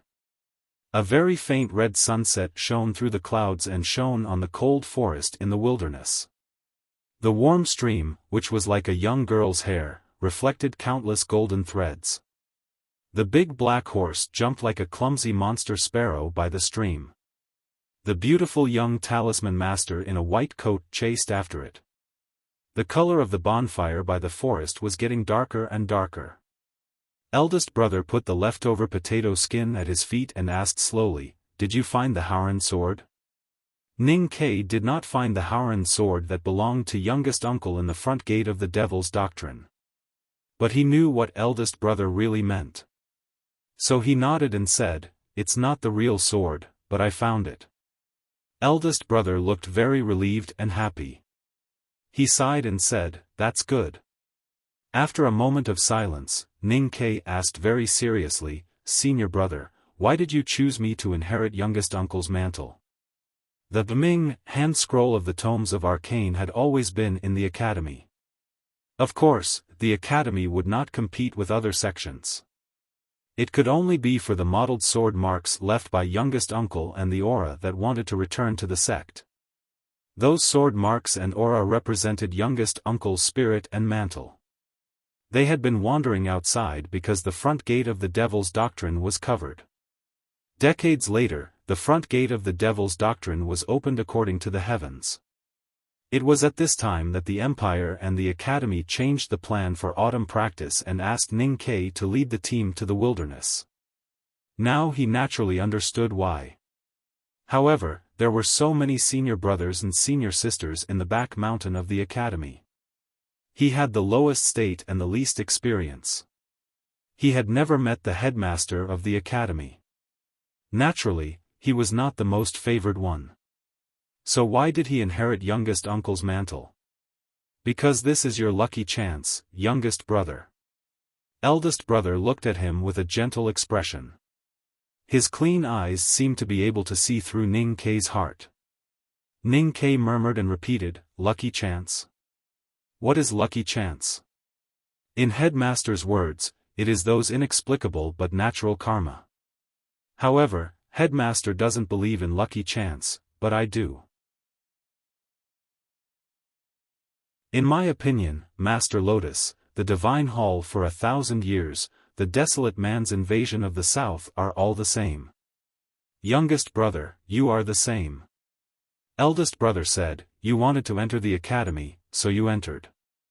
His Majesty needed you to come to the wilderness, so you came. You could feel youngest uncle's aura, so you went. When night came, the front gate of the Devil's Doctrine, which had been sealed for decades, opened. You were there, so you entered. There's no need to use logic to explain it, and it can't be explained. But it has its own cause and effect. So this is your lucky chance, not mine, not Junmo's or the other junior brothers and sisters." Ning Ke raised his head and looked at the vast snow-capped mountain in the distance. He thought about how he had left Chang, and when he was young and grew up in the south of Min Mountain. 10 years later, he came to the north of Min Mountain. As the youngest disciple of the academy, he inherited youngest uncle's mantle. It seemed that something had really played a role in this. After an unknown period of time, he finally got rid of the inexplicable melancholy, and when he turned around, he met his eldest senior brother's gaze that was as clean as pure water. He couldn't help but be slightly stunned, and then he felt slightly sad. When he mentioned the front gate of the devil's doctrine to eldest brother, he did not mention the most secretive part. This was the reason for his sadness.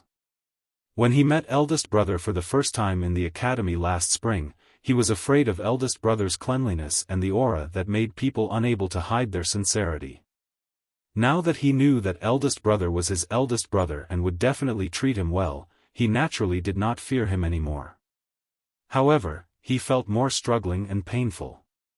Should he tell eldest brother about joining the devil? It was almost night and the stars were already out. Darkness was about to cover the entire wilderness. The bonfire by the frost forest looked brighter and brighter. As the winter wind blew, the flickering flames illuminated Ning Kei's face. Ning Kei looked down at the bonfire in front of him. After a long silence, he finally made up his mind and said in a slightly tense voice, "Eldest brother, did youngest uncle join the devil? Was that why he was punished by heaven?" Eldest brother looked at him quietly and said, "Yes." Ning Kei raised his head and asked, "Then I inherited youngest uncle's mantle." Eldest brother said with a smile, "The Haoran sword has the Great Spirit, and the Great Spirit has the Great Spirit. I have also learned the Haoran sword." Ning Kei shook his head and said, "No." Eldest brother seemed to know what he was struggling about. He waved his hand to stop him and said with a smile, "Youngest brother, if you really don't know how to face some things, then you can talk to the teacher about it in the future. At a certain resort, I'm quite lucky. While many authors can't go online, I can. I can hold on. I'll definitely not be disconnected tomorrow. It's just that I'm not good at writing. If my writing is a little rough, please forgive me. Then, I strongly recommend Skeleton Fairy's new book, Templar. The book number is 2336338. I'm also very curious as to what kind of story this hot-blooded fellow will come up with in the Xianxia world. To be continued. If you like this work, please come to Chidian.com to vote for me. Your support is my greatest motivation.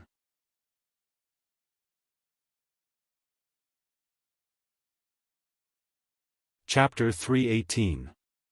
Ning Kei vaguely understood the meaning of eldest brother's words, but he was not sure if he really understood. His mind became a little confused and he fell silent. Eldest brother looked at his expression and guessed his mood at this time. He smiled and changed the topic, saying, "Youngest brother, I don't know if you are willing to exchange your big black umbrella with me now." Hearing this, Ning Kei recalled the day when he first entered the academy and met a scholar in an old robe at the entrance of the alley. The scholar said that he was willing to exchange the water ladle at his waist for the big black umbrella, and he could not help laughing. At that time, he did not know that the scholar would become his eldest brother in the future. It was already late at night, and the bonfire by the frost forest was getting brighter and brighter, like a passionate red dancer dancing. Shanshan, who rode the big black horse for a walk at dusk, came back. The big black horse trotted happily as if it was also dancing. Accompanied by the smell of roasted potatoes and the crackling sound of firewood, 3 people and 1 horse spent the night in the open space by the forest. Ning Kei and Shanshan's injuries gradually healed, and with the warmth of the raging fire, they did not feel too sad. When they woke up the next morning, they were about to embark on the journey back to the south. Eldest brother found an old carriage and a few nooses. Ning Kei and Sangsang looked at the carriage in front of them and felt it was very strange. But thinking of eldest brother's ability, they felt relieved and did not ask anything. Only the big black horse had a very bad feeling when looking at the carriage. It probably guessed the heavy responsibility on its shoulders on the long journey back to the south. It lowered its head and kicked its hooves in annoyance. However, Compared to its instinctive fear and obedience to Ning Ke, it did not dare to disobey the scholar who brought it here from the far north of Tianqi Mountain. The wheels rolled over the hard frozen ground or the loose snow, making different sounds. Accompanied by these boring sounds, and led by the big black horse's angry breath, the three sitting in the old carriage gradually left the cold forest and headed towards the palace of the grassland tribe in the south. The journey could be interesting or boring. Although it was inconvenient for Ning Ke to ask eldest brother about the internal cultivation problems of the academy because Shanshan was beside him, he had enough time to ask eldest brother about the stories of the cultivation world. In the past, Ning Ke knew nothing about the cultivation world. For example, he didn't know the origin of the Devil's Doctrine, the history of the Paming hand scroll of the Tomes of Arcane. The academy was the legendary unknown place, and he didn't know that he was the legendary world wayfarer. Because of these things, he made a lot of jokes.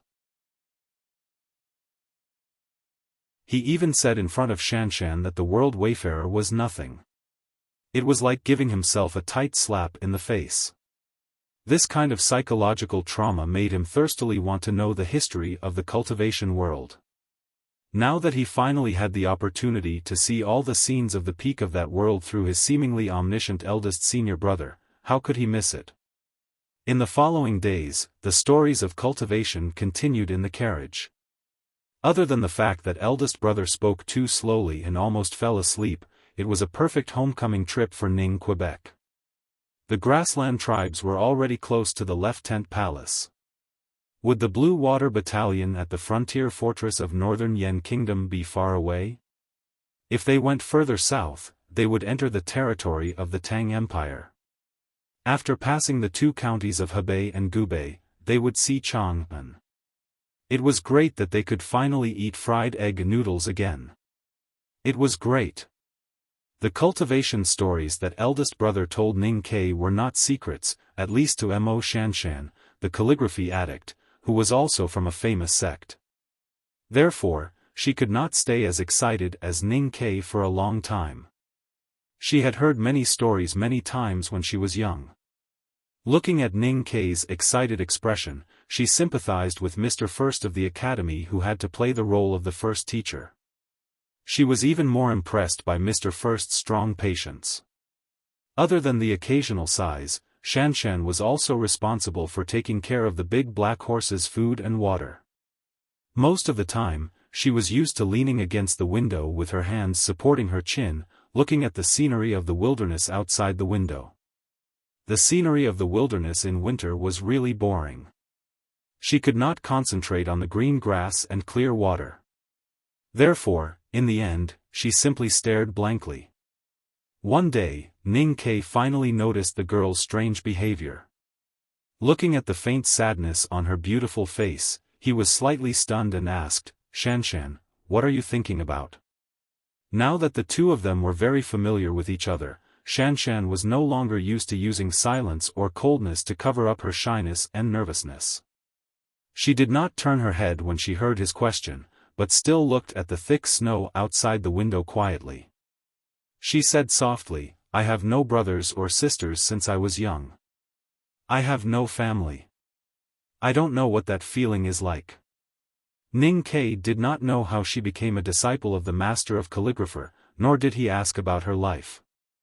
At this time, hearing her sighs, he could not help but feel a little ashamed.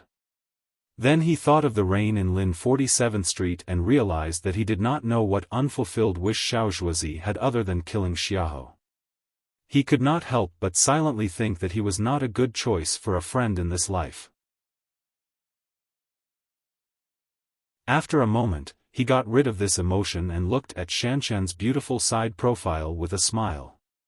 He knew that the reason for the girl's sighs and sadness was probably related to the scenes she saw by the Hulun Sea. In terms of herself, as the calligraphy addict, Mo Shanshan was completely qualified to be mentioned in the same breath as the Tao addict, Yi Hongyu, and the girl from the Devil's Doctrine, Tang Xiaotang. However, the two girls each had a powerful elder brother. When those people appeared, no one would notice her existence. How would she feel? Envy, jealousy, or sadness? I used to have a family, but I never had brothers or sisters. Therefore, I don't know what it feels like to have an elder brother. But if you have the chance to go to Chang'an and see my family, you can ask her." In order to comfort her, Ning Kai smiled and said, "But if you really want to have an elder brother, I can be your elder brother. I'm not talking nonsense. Even if I can't catch up to eldest brother's state in the future, I can definitely be stronger than those two guys." When she heard the words "my family," Mo Shanshan's sparse and long eyelashes slightly trembled, like willow branches lightly brushing the surface of a lake. Only when she heard the latter part of Ning Kai's sentence did she slowly turn her head around. She silently looked at Ning Kai's familiar yet slightly unfamiliar face, and after a long period of silence, she suddenly smiled and said two words with certainty. "No." Ning Kai was slightly stunned. He scratched his head and asked, "Why not?" Mo Shanshan smiled slightly and explained very seriously, "Because you are too weak." Ning Kai looked at the girl's beautiful face and tightly pursed thin lips. His heart moved slightly, and then moved again. He thought that this sentence really hurt his self-esteem. Did he have to wear the hat of the weakest world wayfarer of the academy in history for the rest of his life? His self-esteem was extremely fragile after experiencing so many setbacks. With a bitter face, he muttered to Shanshan, "I don't believe that I can't be stronger than those two guys in the future. If you're not satisfied with this, I'll let eldest brother recognize you as his sister. I'd like to see if you can find a brother in this world who's stronger than eldest brother." Eldest brother had been looking at the two from the opposite side of the carriage. The expression on his face was very gentle, like an experienced elder looking at his younger generation. He could tell that there were many hidden meanings in the conversation between the two, but he realized that no matter who it was, in fact, they were not absolutely clear about what they wanted. After thinking for a moment, he made a decision. The reason why he made this decision, other than the standpoint of the academy itself, was mainly because he was very grateful to the girl for taking care of Ning Quebec. He liked the girl's way of doing things.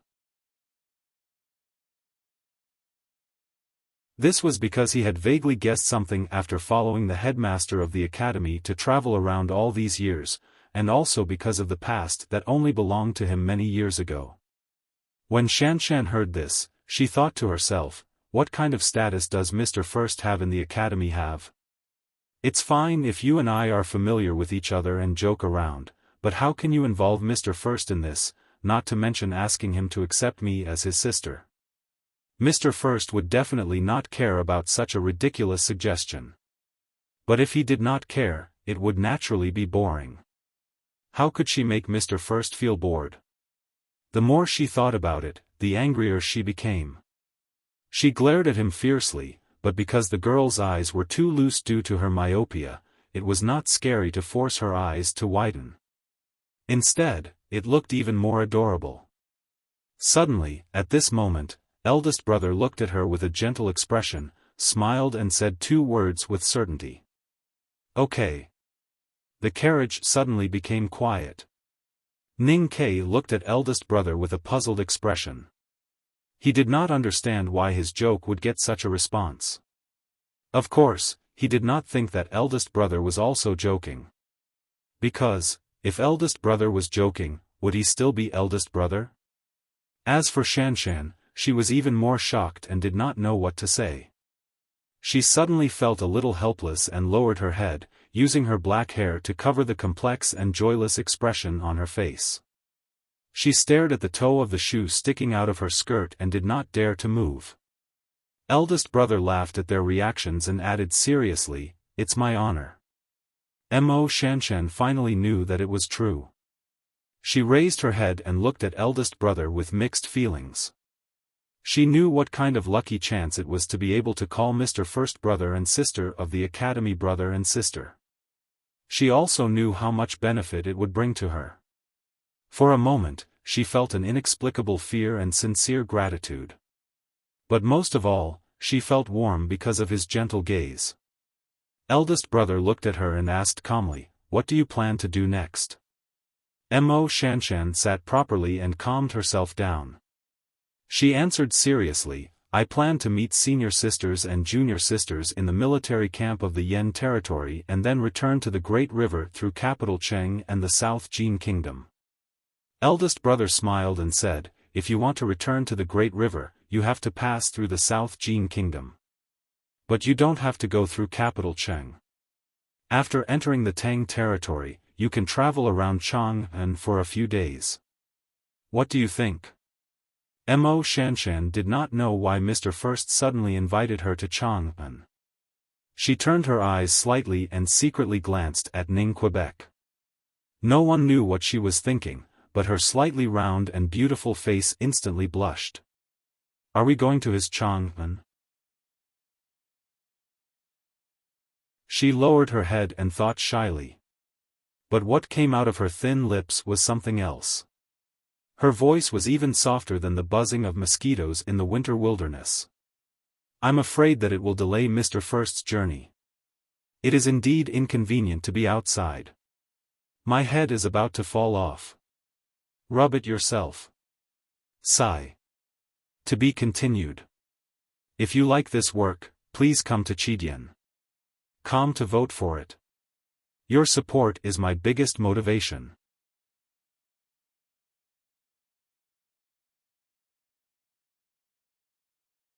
Chapter 319.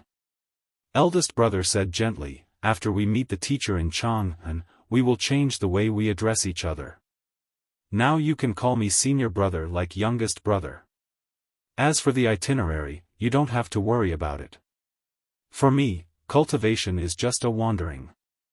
Moreover, we are going to Tuyang City, so it is convenient for us to return to Chang'an. Listening to the conversation between eldest brother and Shanshan, Ning Ke vaguely sensed something, but subconsciously did not want to think too deeply about it. When he heard that they were going to Tuyang City, he thought that they were probably going to see Xiaofan, and could not help but feel a little worried. He didn't say what he was worried about because no matter how dangerous Sun's Oil City was, he couldn't persuade a person like eldest brother to avoid it.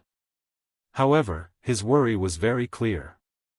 Eldest brother said, that day at the Hulun Sea, I did not know about the horse gang.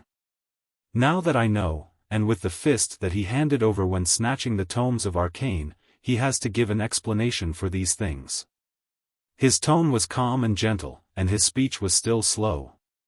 What he said was very simple and clear, because it was based on a simple and powerful logic. No matter if you were from Haotian Taoism or the Devil's Doctrine, no matter if you were from the imperial family or the world's famous general, as long as you wanted to be the enemy of the academy, then you must give an appropriate explanation.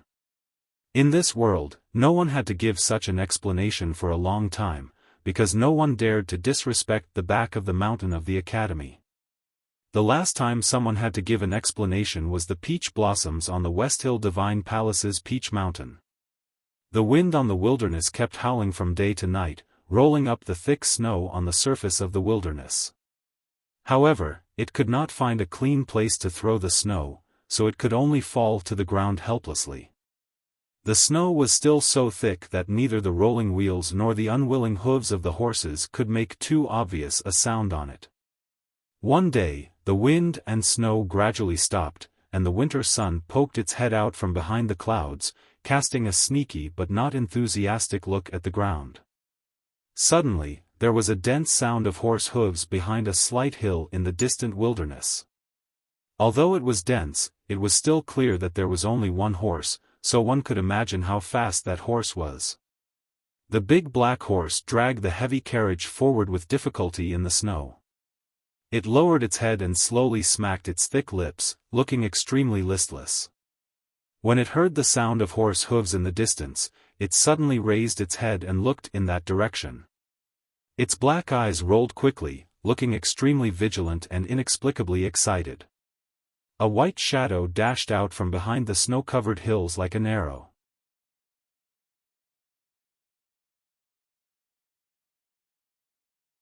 Then, he realized that eldest brother and Shanshan were looking at him with a very complicated expression. What's wrong? Eldest brother smiled and did not say anything. After a moment of silence, Shanshan said, I realized that Yi Hongyu was right. You are indeed very shameless. Ning Ke was furious and asked, how am I shameless? Shanshan lowered her head and said softly, Chenjia took the risk to ride alone into the wilderness to find her fiancé. She did not want to meet us because she knew that Prince Longqing was seriously injured by you and was on the verge of death. You know very well that this is all your fault. Why are you still hypocritically worrying here? Ning Ke was a little embarrassed. He did not know how to continue the conversation to cover up his shamelessness, so he simply shut his mouth. At this moment, hurried hoofbeats sounded outside the carriage. They opened the curtains and saw that it was the flower addict, Lu Chenjia, who had returned. Lu Chenjia looked at Ning Ke, who was by the window. She suppressed her emotions and asked in a slightly hoarse voice, have you seen him before? Ning Ke looked at the girl on horseback. After a moment of silence, he said, I have not seen him after that. Lu Chenjia did not say who he was, and Ning Ke did not say where he was after that. They both knew that if they were to be too explicit, the hidden resentment between them might explode into a real battle. Lu Chenjia stared at his face and was silent for a long time. Suddenly, she lifted her sleeve and wiped her lips. Then, she lowered her hand to her thigh and covered the blood stain on her sleeve. She asked indifferently, please tell me where he might have gone. On the snow cliff, Ning Ke had shot an arrow through Prince Longqing's chest. After that, a series of unforeseen events had occurred. Now that Yi Hongyu had met up with the papal cavalrymen of the Divine Hall, this news had naturally spread throughout the wilderness. The Divine Hall was indescribably furious. But most importantly, no one knew whether Prince Longqing was dead or alive. The person who was most concerned about Prince Longqing's life was, of course, his fiancée. That was why Lu Chenjia ignored the objections of Aunt Cuny Matty and the people of the Divine Hall and forcefully rode the snow horse into the depths of the wilderness. Ning Ke calmly returned the flower addict's cold gaze. He did not feel any guilt. As the saying goes, he was in the right, so he did not care about the endless hatred and murderous intent in her eyes. He said, I was too far away from him that day, so I do not know if he is still alive. You should ask Yi Hongyu about this. Hearing his reply, especially the calmness in his voice, Lu Chenjia lowered her eyelids slightly. Then, she silently lifted the reins and continued into the depths of the wilderness. The figure of the horse and the person seemed exceptionally lonely and sorrowful. In the northernmost part of the Bishiyanki mountain, thick snow covered everything between heaven and earth, half covering a simple leather tent. Other than the desolate men, no one could survive in such a cold place. A father and son from the desolate man lived in the tent. They belonged to the last tribe of the desolate men to migrate south. They had just completed their winter rites and were preparing to return to the settlement of their tribe. But before that, they had to first solve a problem in the tent. That problem was a young man from the Central Plains. The young man's clothes were extremely tattered, but one could tell from the bright yellow shreds that they were very expensive. Presumably, his identity was not ordinary. However, his current appearance was too miserable. Because of the cold weather, the miserable large arrow wound on his chest and abdomen did not fester or grow worms. Instead, it was frozen into something that looked like bacon. It looked extremely terrifying. The father and son found him in the thick snow in the mountain. Although he was obviously from the Central Plains, the father and son followed the tradition of the desolate men when they went hunting and dragged him back to their tent to treat him. However, after the young man woke up, he still looked like a dead man. He stared at the linoleum on the top of the tent with his eyes wide open. No matter what the father asked him, he refused to speak. The father and son could not be bothered with him. They continued to go in and out of the snowy mountains every day, looking for small beasts that were looking for traces. They worked hard to complete the hunting tasks required for the winter rites. When they dragged their heavy and tired bodies back to the tent, they casually fed the young man a bowl of meat soup and did not do anything else. It was unknown whether it was because he was blessed by Haotian or because there was a strange source of vitality in his body, but the young man did not die. He only became abnormally thin, with deep eye sockets and protruding bones. The once beautiful face of the Son of God gradually became ugly and gloomy. One day, the young man finally sat up. He panted violently and painfully, caressing the horrifying hole in his abdomen. While the desolate man father and son were not paying attention, he took out a hunting knife from the corner of the tent and slashed at the strong desolate man father. The desolate man father did not expect that the young man he saved would sneak up on him. He only had time to turn his body when the hunting knife came at him. Fortunately, the young man from the Central Plains had suffered such a serious injury and was extremely tired and weak. It was difficult for him to even pick up the hunting knife, so he did not have the slightest bit of strength. In addition, the desolate man's skin was as hard as iron, so the knife only made a very shallow white cut on the desolate man's shoulder.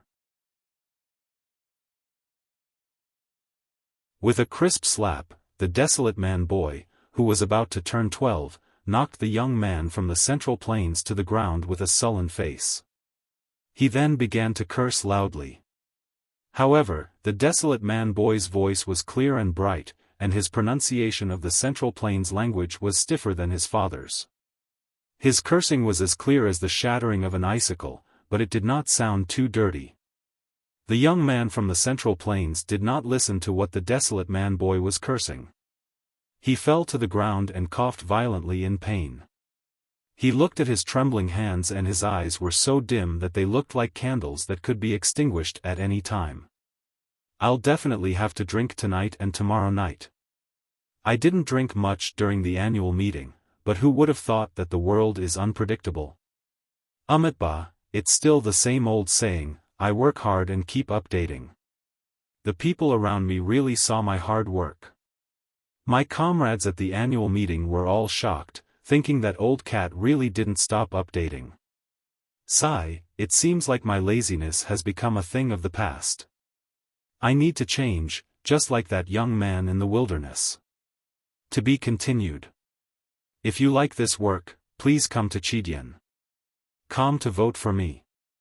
Your support is my greatest motivation.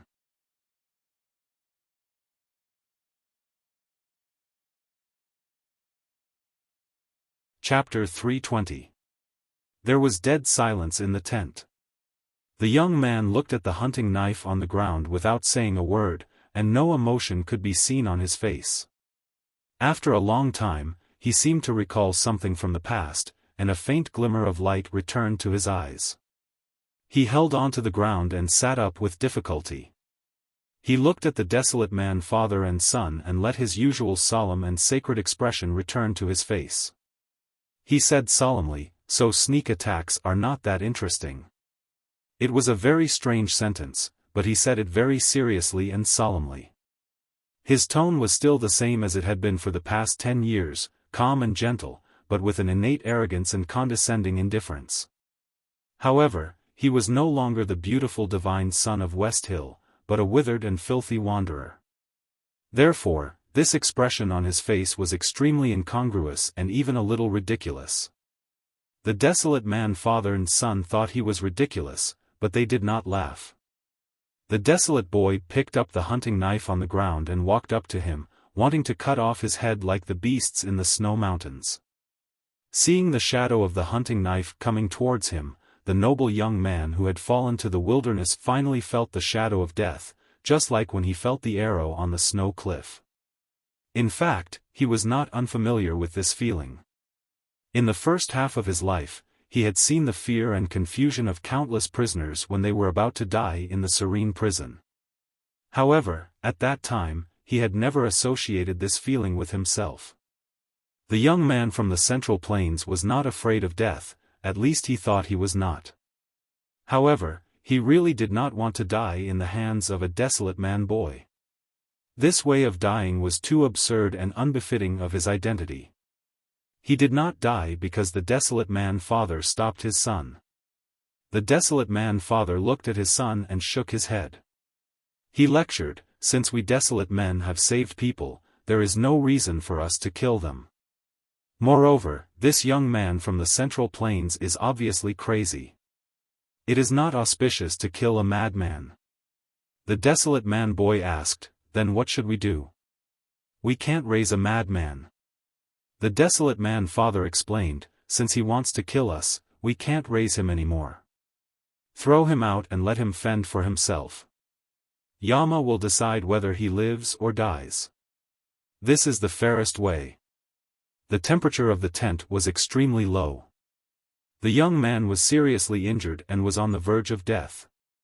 Without the warmth of the tent and the bonfire, he would have died in a short while.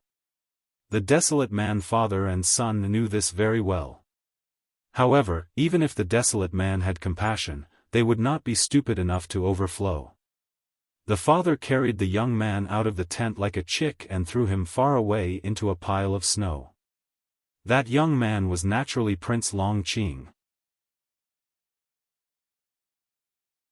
On the snow cliff in the depths of the Tianqi Mountains, he was shot through the chest by Ning Kei's primordial 13 arrow when he was at the critical juncture of breaking through the knowing destiny state.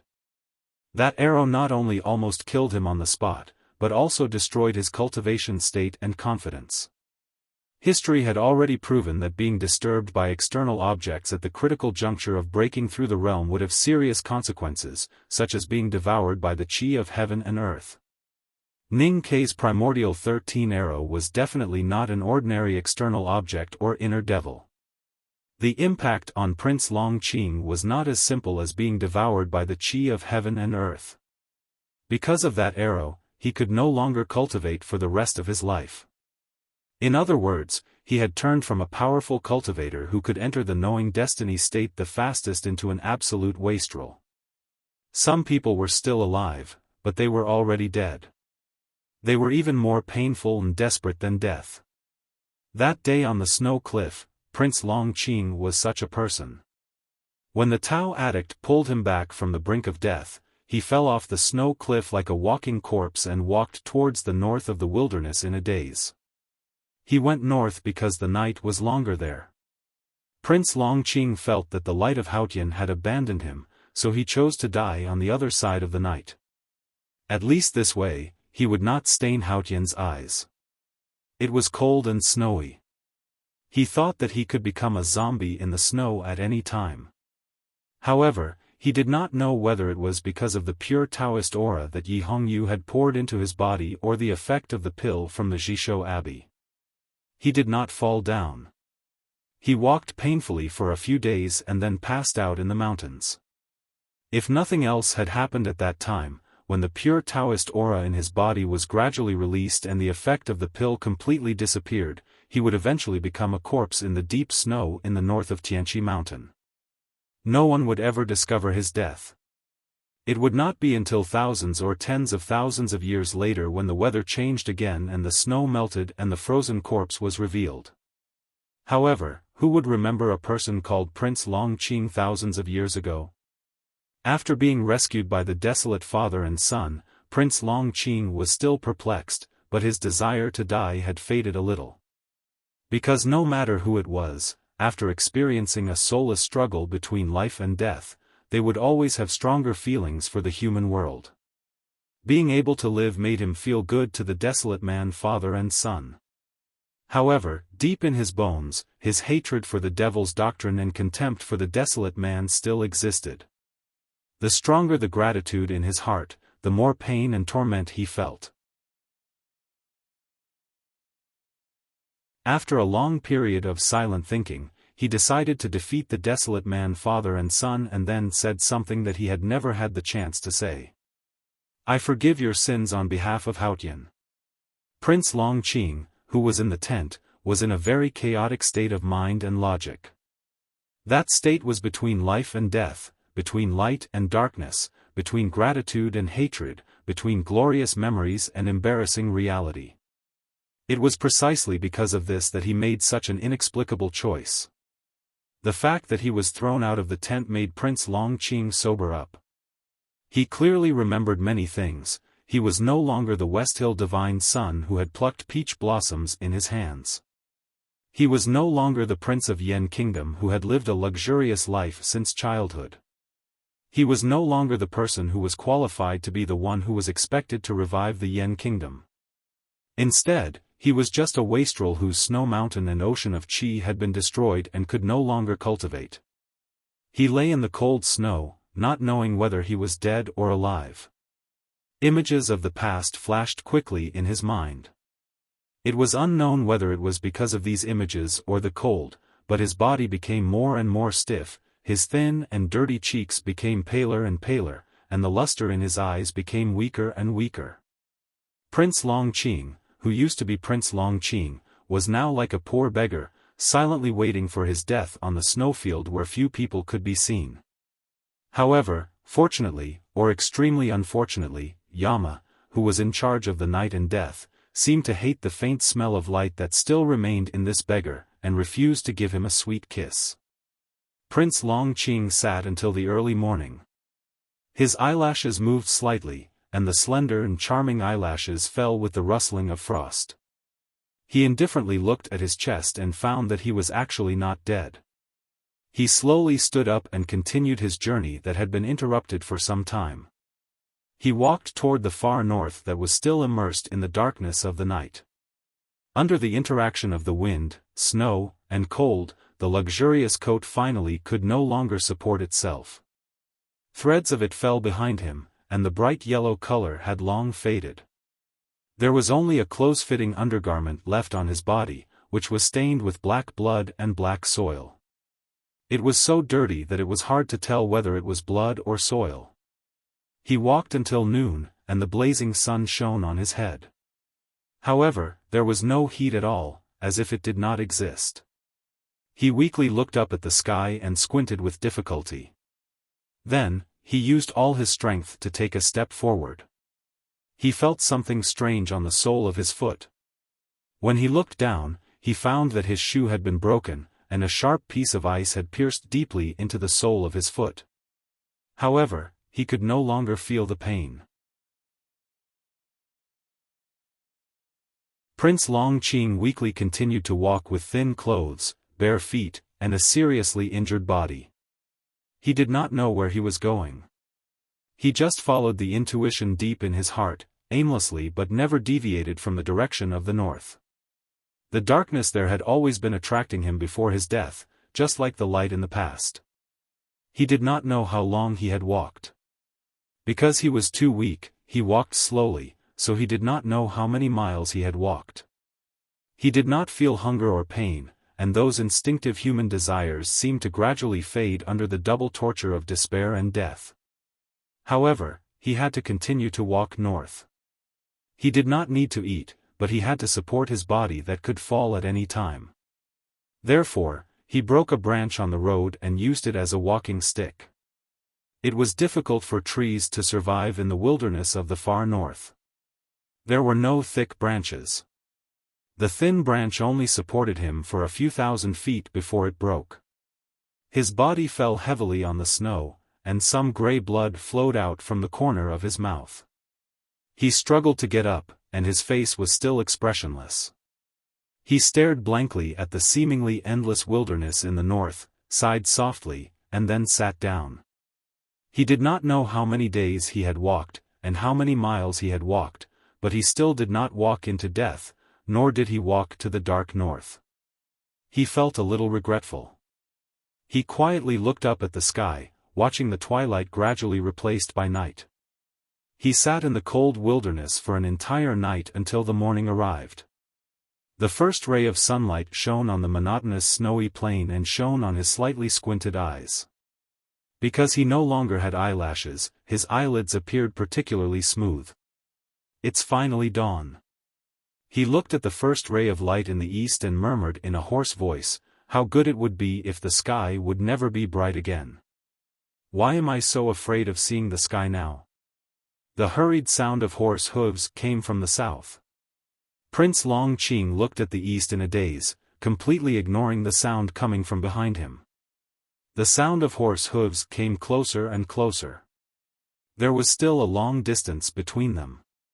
Lu Qinjia jumped down from the back of the great snow horse and rushed to his back. Then, she slowly squatted down and opened her arms to hug his body from behind. The great snow horse swayed and almost fell on the snowfield. It had been running for thousands of miles non-stop for days and nights. No matter how spirited it was at its weakest. Lu Qinjia hugged him gently and pressed her face against his. She did not dare to use force, but she also did not want to let go. It was as if she was worried that the man she loved would disappear again if she let go. She walked towards the darkness. After these days, a smile finally appeared on Prince Longqing's face. He looked at the faint morning light in the east and gently sniffed the scent coming from the side of his face. He said in a hoarse voice, "Don't you feel that you're hugging a corpse?" Lu Qinjia lowered her head and said with a smile, "If you were willing to look back at me, you would know that I look terrible now. The coming night is indeed a story with love. If you like this work, please come to Qidian. Come to vote for me. Your support is my greatest motivation."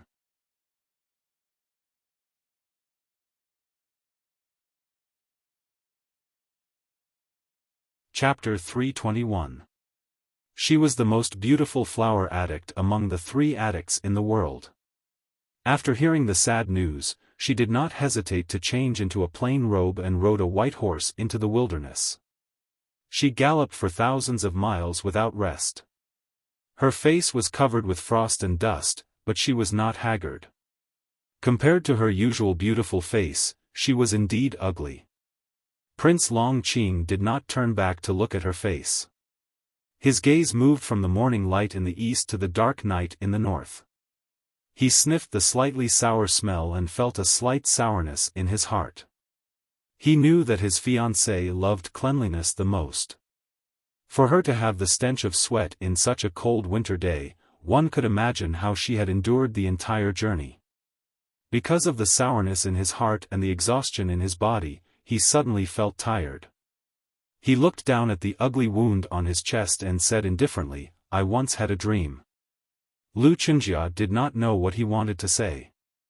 She only hugged him gently and pressed her face against his thin and dusty face. "When I was climbing the last few steps in the back of the mountain of the academy, I had the deepest dream. In that dream, I faced the most difficult choice in my life. However, I did not have much time to think before I reached for the Taoist sword at my waist." Prince Longqing looked at her hands that were wrapped around his chest and said in a hoarse voice, "Then, I pulled out the sword and pierced it through your chest. Even though you looked at me so sadly, I still did not turn back." A gust of morning wind blew. It was cold even though there was no snow. Lu Qinjia's body stiffened and she hugged him tighter. This was because she could hear some emotions in his indifferent voice that made her feel afraid. "In fact, I was in pain too. However, I did not regret it because I firmly believed that it was the right choice." Prince Longqing raised his hand with difficulty and pointed to the black hole on his chest. He said, "After many years in that strange dream, my chest was pierced through by a wooden sword, just like how I pierced you in the dream. I did not die. A flower grew out of my chest, a flower made of gold. That golden flower was so beautiful and could even be said to be perfect. It reflected the light of Haotian and was incomparably solemn. The golden flower on my chest is my compensation for giving up everything to serve Haotian. I hold the Taoist sword in my hand and walk on the path of light with the golden flower blooming on my chest. However, what makes me sad, regretful, and even angry is that I paid so much in my dream but still could not walk to the end. Why is that?" Prince Longqing's eyes reflected the brightening morning light in the east. His eyes were as dark as a will-o'-the-wisp, without the slightest emotion that a human should have. There was only endless despair and confusion about God. Why is this happening? Is absolute light absolute darkness?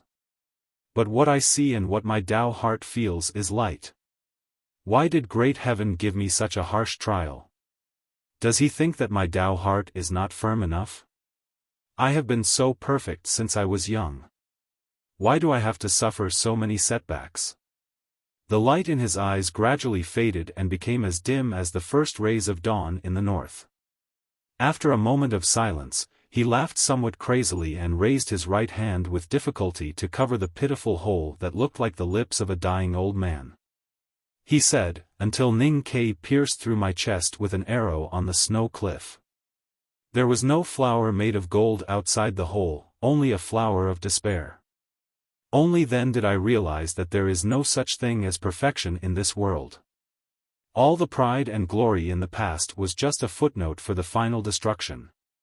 Just like the Taoist temple on the Peach Mountain, the more beautiful the carvings are, the more emotional it will be when it collapses." Lu Qingjia's arms, which were hugging him, began to tremble slightly. She could not understand what he was saying. The words were clear, but the meaning behind them was so fragmented and illogical. It was so fragmented that she could not understand it. She could only feel the despair and self-abandonment in it. Prince Longqing said slowly and desolately, "I know that you truly pity me. But the current me and the future me do not have the right to accept your pity. So don't pity me. Just accompany me for a while." He slowly pulled Lu Qingjia's hands away from his neck and said, "Don't worry about me committing suicide. Even though I have nothing left in this world and have already given up all hope, I will not seek death. Haotian seems to think that I have not been punished enough and does not want me to die just like that." The heavily injured Prince Longqing did not have any strength at all. But when his fingers touched the back of Lu Qingjia's hand, she did not resist at all and let go. Lu Qingjia knelt beside him and looked at the side of his face, which was no longer handsome and even looked exceptionally cold and ugly. There were no tears or sadness in her eyes, only love and pity that came from the depths of her heart. "You just said that there is nothing perfect in this world. That means that there is nothing that cannot be changed. Whether it is your arrow wound or your future cultivation, it will definitely return to normal. The Hierarch Lord can cure you, and I can also ask my aunt to find the way to the Xiankong Temple. The Vedanta of the Buddhism sect will definitely have a way to cure you." Prince Longqing said, "When a person is about to die, his Taoist heart must be clear. I have never been as weak as I am now, but I have also never understood myself as well as I do now. When my sense of perception was destroyed when I broke through the realm, I have no hope of cultivation in this life. The Hierarch Lord cannot do it.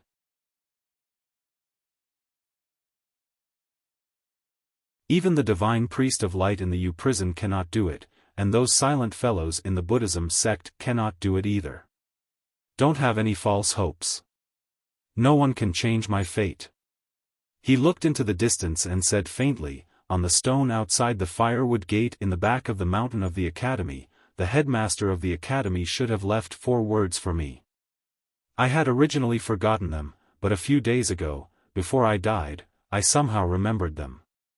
Those 4 words were, 'A gentleman does not fight.' At that time, I did not understand the true meaning of these 4 words, but I thought I understood it very well. That was why I felt unreconciled and even contemptuous towards it. Instead, I wanted to fight even more.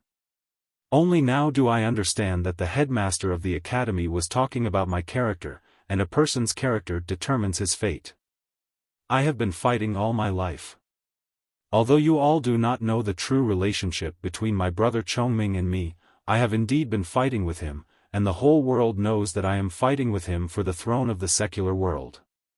In the Revelation Institute, I also fought. I wanted to fight for the position of the chief disciple, because I was not willing to accept that I would be humiliated and ridiculed once the divine priest who doted on me lost his power. I fought for my dignity then. In the judicial department, I fought even more. Facing a crazy woman like the Tao addict, if I did not fight for power, how would I be qualified to sit opposite her? How would I be qualified to sit on the seat of heavenly black jade in the future? I was once glorious and victorious. I thought that was the result of fighting. Now that I have fallen into the abyss of despair, I finally understand that the headmaster of the academy has long seen through everything. All the sins and despair are the result of my own fighting. It is better not to fight. Wuxia knelt beside him weakly. She lowered her head and listened to him muttering to himself. The hair floating in front of her forehead swayed like lifeless grass in the wilderness. Her face was pale, without a trace of blood. Prince Longqing smiled foolishly. His pale smile looked abnormally desperate. He said, "Do you know? I used to really think that I was the guardian of light. No matter how many people I killed or how many bloody things I did in your eyes, my Taoist heart was still clean. Because I believed that I was carrying out the will of Haotian. Since I was the guardian of light and carrying out the will of Haotian, of course I had to be a perfect person. That was why I paid great attention to my appearance, dressing and speech. I rarely drank to prevent myself from messing up. I was gentle to others but strict to myself. I was particular about my demeanor. Even when I was dealing with the troublesome remnants of the devil's doctrine, I did not make a sneak attack. That time at the back of the mountain of the academy, I was the first to arrive. But in order to maintain my demeanor, I waited for a long time for Ning Quebec. In the end, the most troublesome and shameless enemy of my life came. Prince Longqing looked at the dimly lit sky and said, "After I was injured, I thought I would die. But I did not die for no reason. So I thought that maybe Haotian did not abandon me. It just pointed me to a different path. So I wanted to try to go into the darkness. I didn't want to care about my demeanor anymore.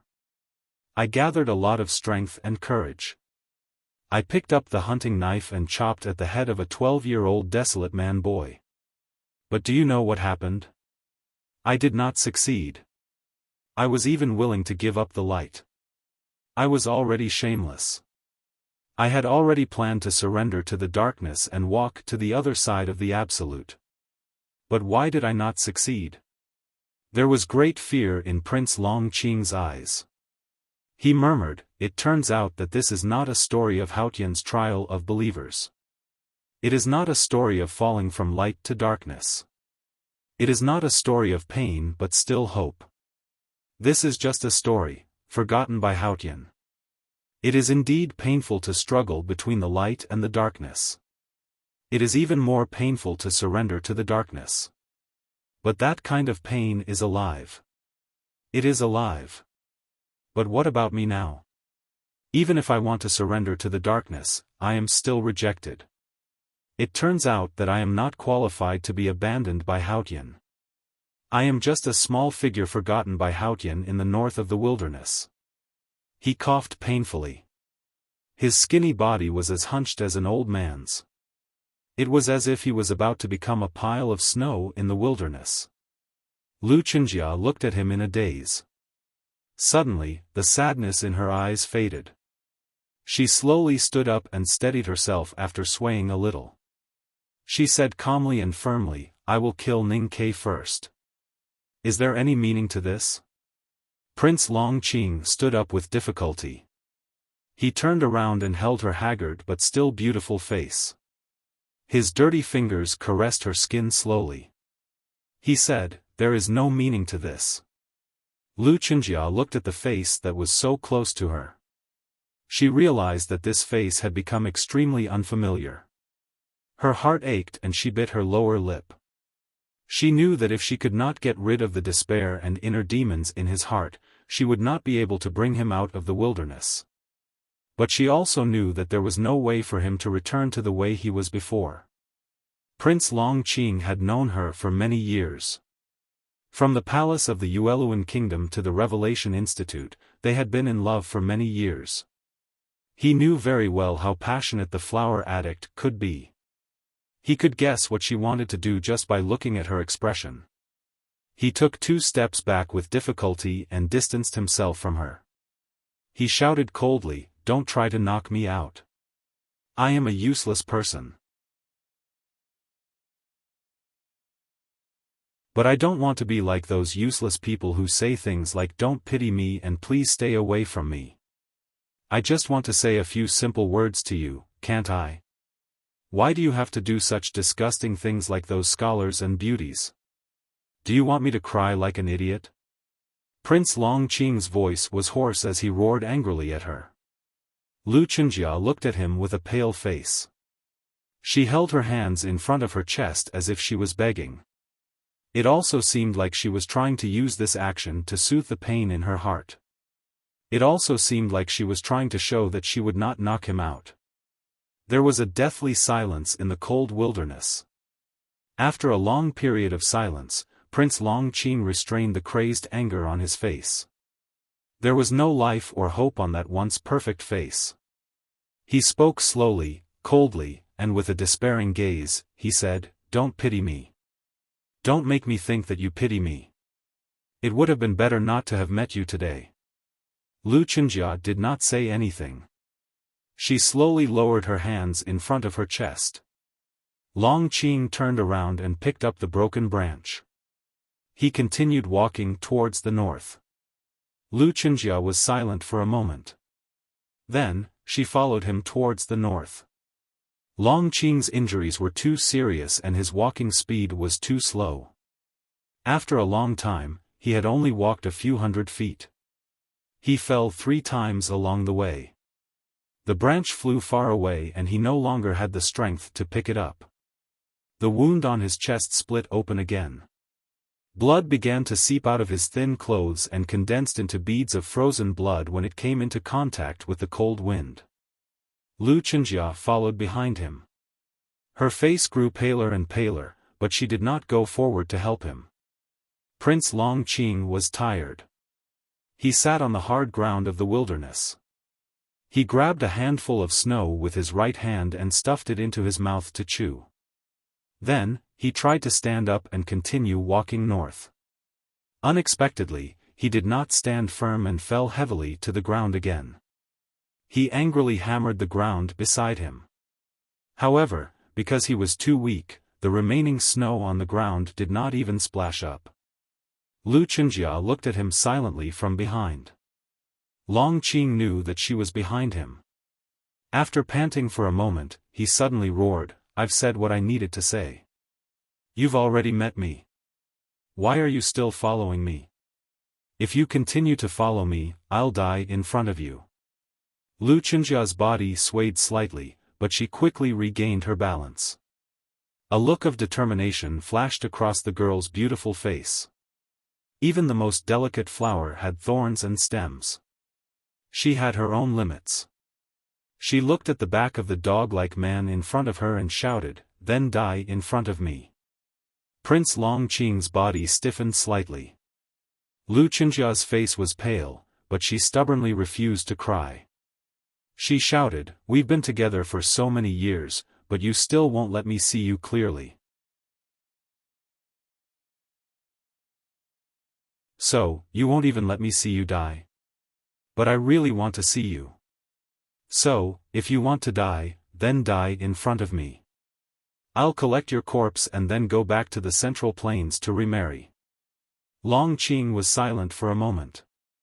Then, he laughed crazily. "What a crazy woman. Even if you remarry, no one would dare to marry you."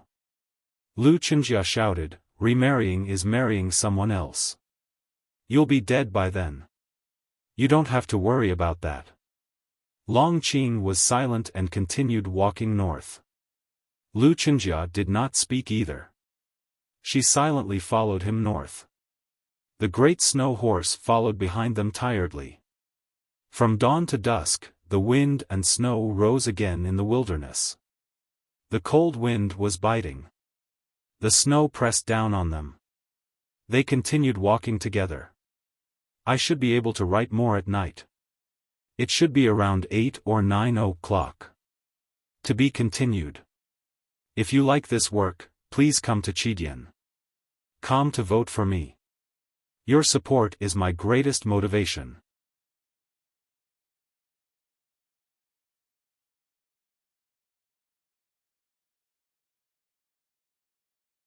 Chapter 322. They continued to head north. Prince Longqing walked alone in the wind and snow.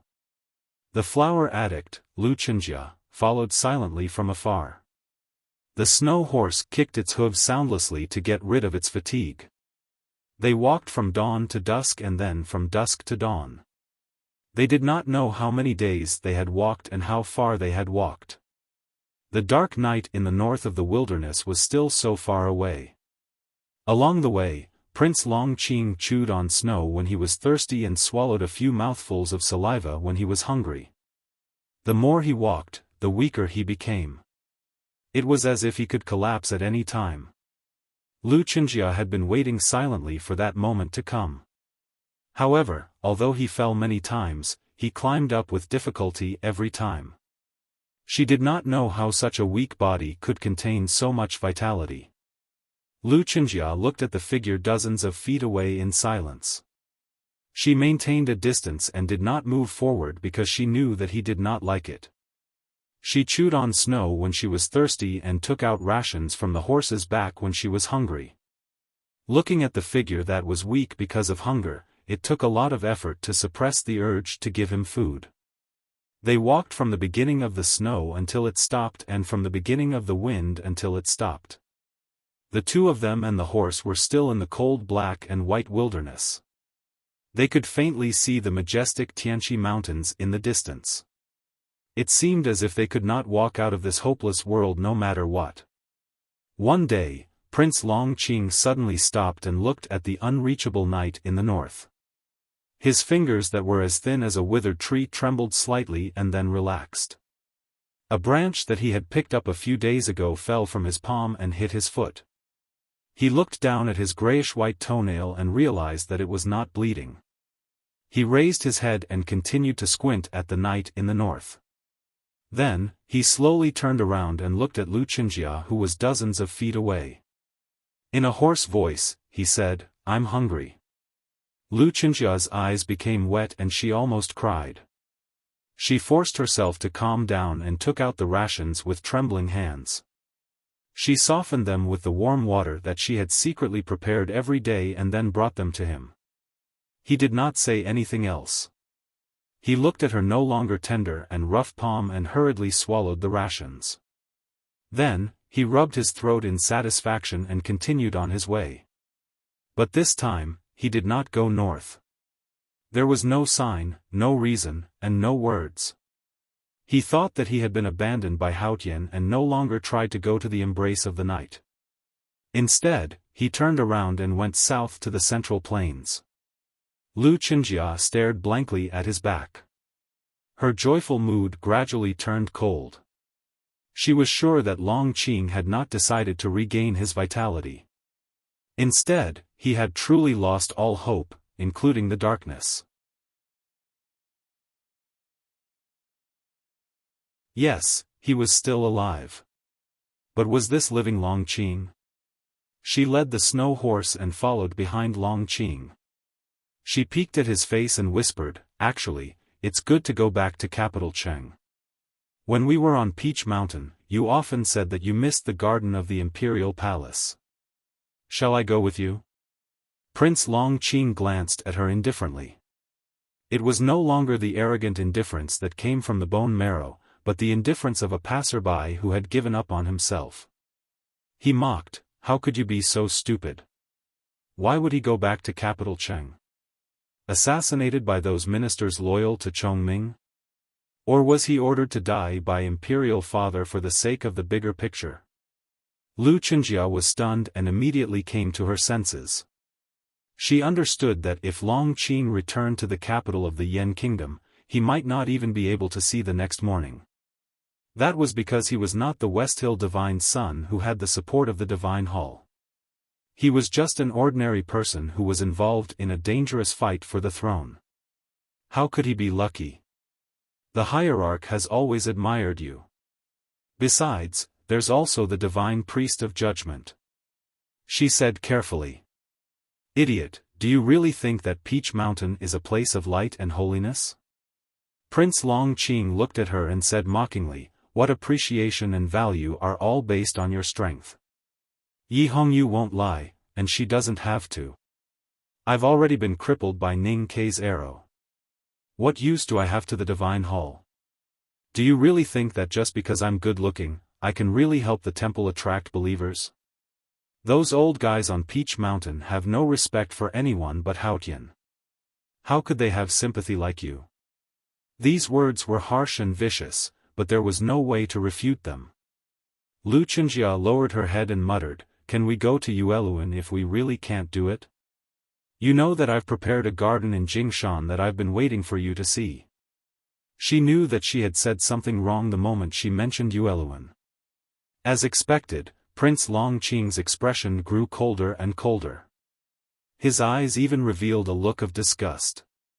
He stared at her and said resentfully, "I'm not going north because you, an annoying woman, are always following me. How could Yama see my sincerity?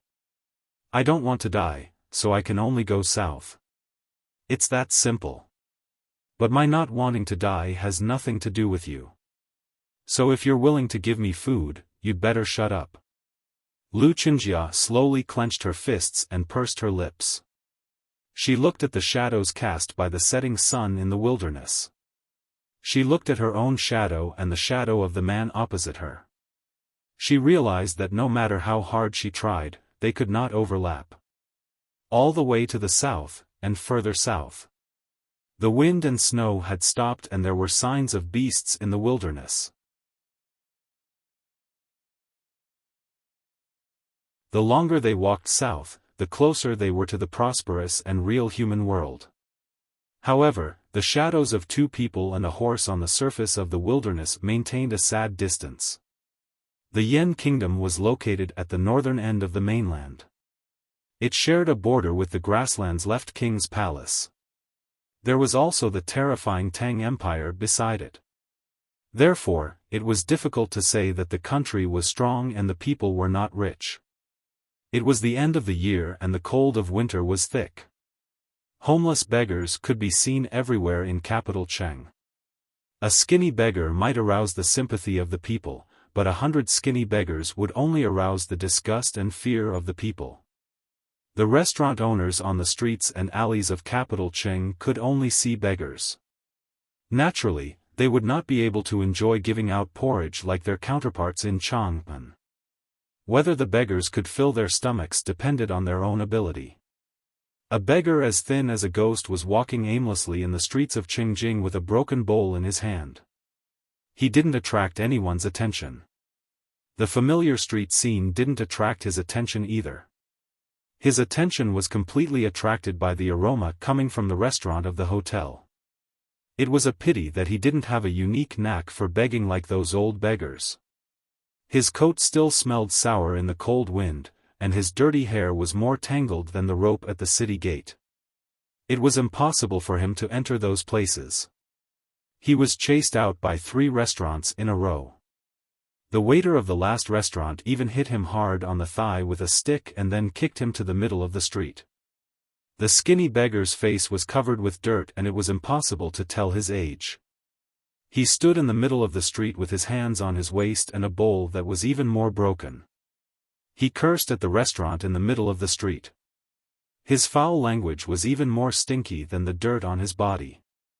He did not run away until the waiter rushed out with a stick. His original identity and demeanor were nowhere to be seen. At the other end of the street, the flower addict, Lu Chenjia, was leading the snow horse. She looked at the scene in a daze. Her right hand gripped the reins tightly and her eyes were slightly wet. However, she did not cry because she still had hope. On the way back from the wilderness, she had already washed up and changed into clean clothes.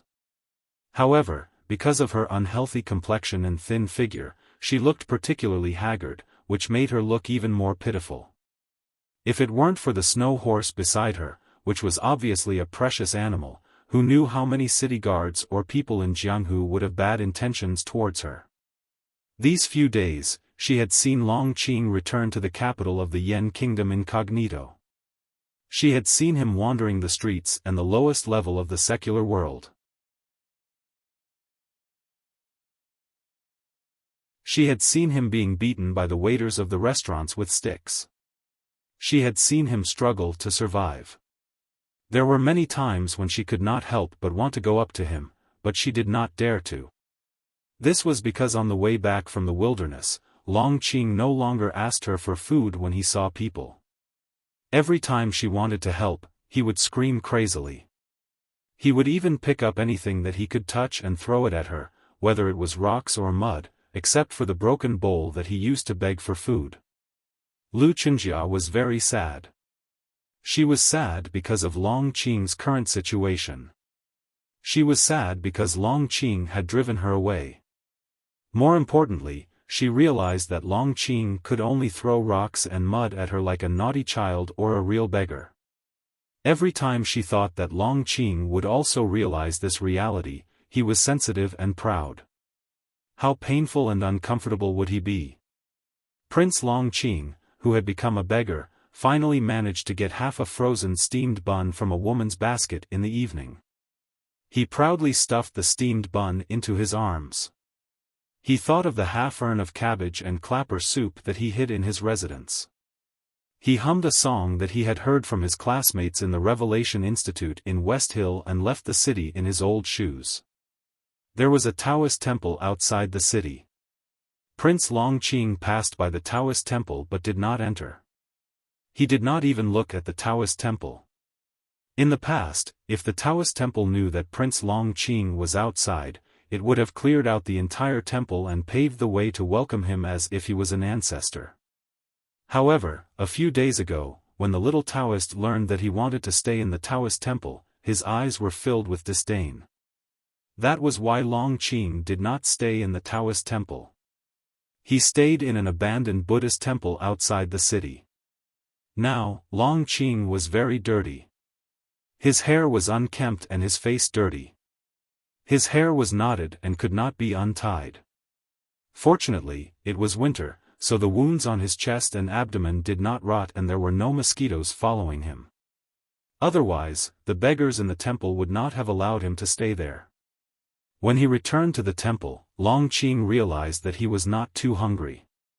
At least, he was not as hungry as when he begged for food from the woman in the wilderness. Thus, he decided to save the half-steamed bun for tomorrow. He covered his slightly bulging abdomen with satisfaction and imagined the taste of the steamed bun softened in cabbage and clapper soup the next morning. He fell asleep soundly. Lu Chenjia led the snow horse and looked at the fire in the abandoned temple silently in the night.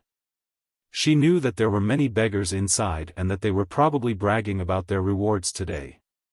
After a moment of silence, she turned around and left. However, she did not go far.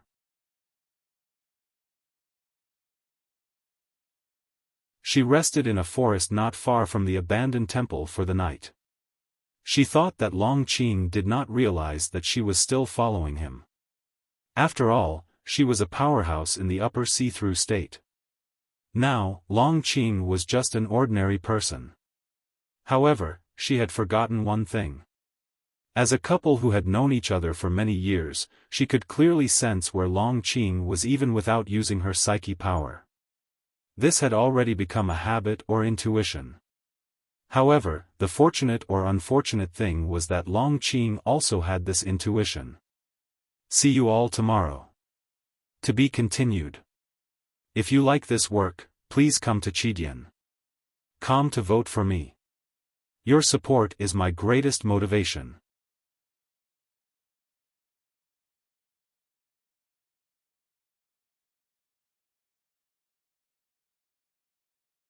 Chapter 323. Early in the morning, Lu Chenjia woke up from a nightmare and saw his face. That face that had already become somewhat unfamiliar and covered in dirt was so close to her, so close that she felt her heart ache and palpitate. Especially that pair of eyes that were no longer clean and bright, but seemed to be covered in some greasy dust. They also revealed an emotionless indifference, making her feel even more uneasy. "I'll leave now," she said in a trembling voice. "You don't have to leave." "I'll leave." Prince Long Qing knelt in front of her and murmured painfully, "I beg you not to appear in front of me again." I'm really useless. I don't have a future. I'm a beggar, not to enter the human realm for cultivation. I don't expect Haotian to give me any adventures. I admit that I'm afraid of death. I don't have the courage to face the people or things I used to have, nor do I have the courage to die. I'm just a rat in the gutter. I'll miss the glory when I was a tiger, but now I just want to eat rotten meat and live on. Living is better than anything else.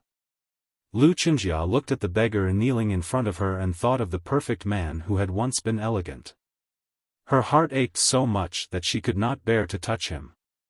Her trembling fingers gently touched his head and she pleaded with a sobbing tone, "But you don't have to live in the gutter. You can live a better life. At least you should live with me." Prince Longqing lowered his head, as if he did not want her fingers to touch his greasy and dirty hair.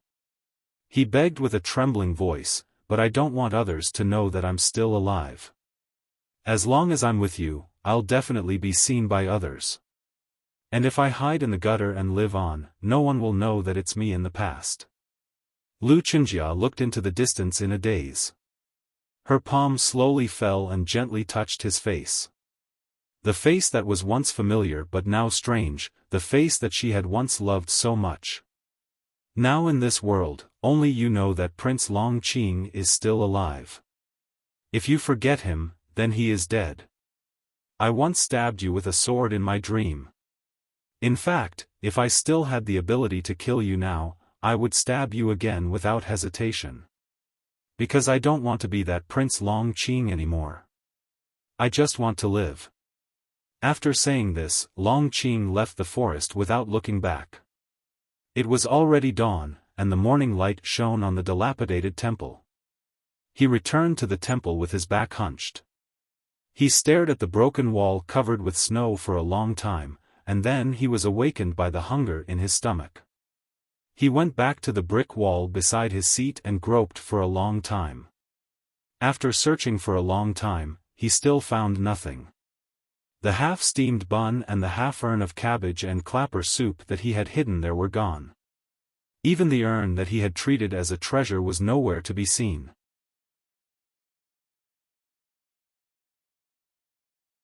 Longqing looked back at his fellow beggars in the temple and shouted angrily, "Who the hell dares to steal my steamed bun? Give it back to me. And my urn? Where's my urn?" He pounced on the two young beggars who had grease stains on their lips and disdainful expressions. He wanted to snatch back his steamed bun and cabbage soup.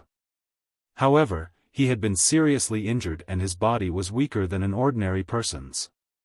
He was no match for these evil beggars. He was kicked to the ground in a few moves and rolled around in pain. There was a violent cough in the temple. Longqing kept coughing out blood and was in great pain. The beggars in the temple looked at him without any pity in their eyes. Instead, they were gloating and watching a good show.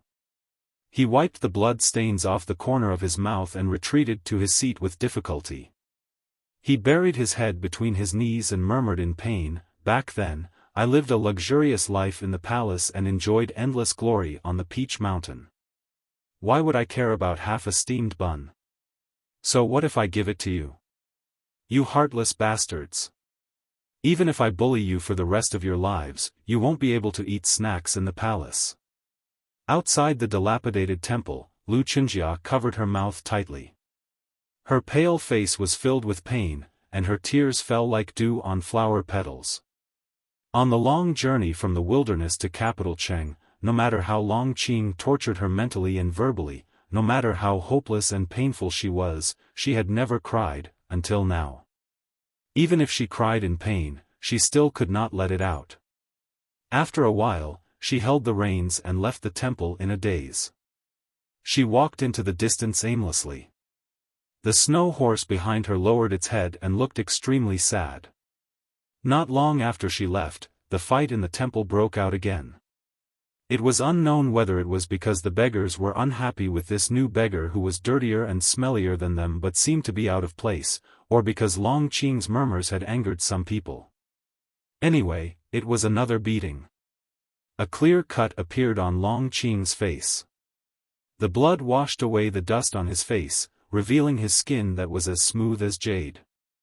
However, his perfect face was still ruined.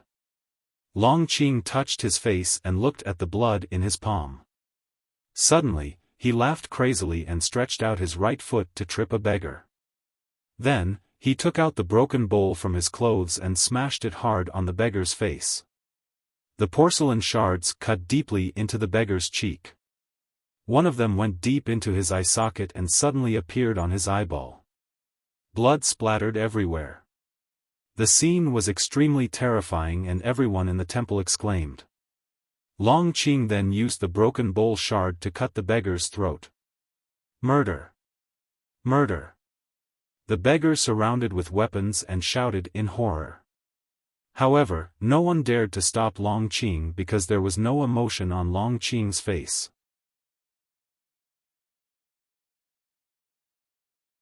That kind of dullness was extremely terrible. The beggar died after kicking twice, but Long Qing still did not stop. He kept punching the beggar's face. No matter how weak his fists were, he could still smash a person's face into pieces like cotton after dozens or hundreds of punches. Blood oozed from the cotton and washed away the flat eyeball that had fallen out of the eye socket. The indifference on Long Qing's face gradually melted with the beating. His eyebrows and eyes gradually twisted and turned into a strange expression that seemed to be crying and laughing. There was no light or darkness in his dim eyes. He rode on the dead beggar's body and cried loudly. The steamed bun was frozen hard like a stick. It can only be eaten after being soaked in cabbage soup. Don't you know the original soup is the original food? How can you eat it like that? Why do you have to follow me? I have no steamed bun to eat because of you. Who will give me steamed bun in the future? He kept howling like a madman in the ruined temple. The cowardly beggars had already scattered in all directions like frightened birds. Those bold beggars who didn't want to leave this rare shelter hid in the corner in fear. Looking at the terrifying madman, someone cried out in a trembling voice, "Don't worry, we drank the cabbage and clam soup, but we haven't eaten the steamed bun, it's too hard." Long Qing looked at the beggar blankly and asked, "Then where is my steamed bun?" The man pointed to the beggar's body under him and said, "In his arms." Long Qing fumbled for the half-hard steamed bun from the beggar's body and stared at it for a long time. Suddenly, he dipped the steamed bun into the blood and asked, "Can it be soaked in blood?" No one in the ruined temple dared to answer his question. When the group of beggars saw him put the steamed bun dipped in blood into his mouth, they were even more silent. Then, they had some very strange ideas. Would it be better to follow such a madman in this world full of human blood? But they did not know that the madman in the ruined temple who dipped the steamed bun in human blood was now a beggar, but he used to be a real prince.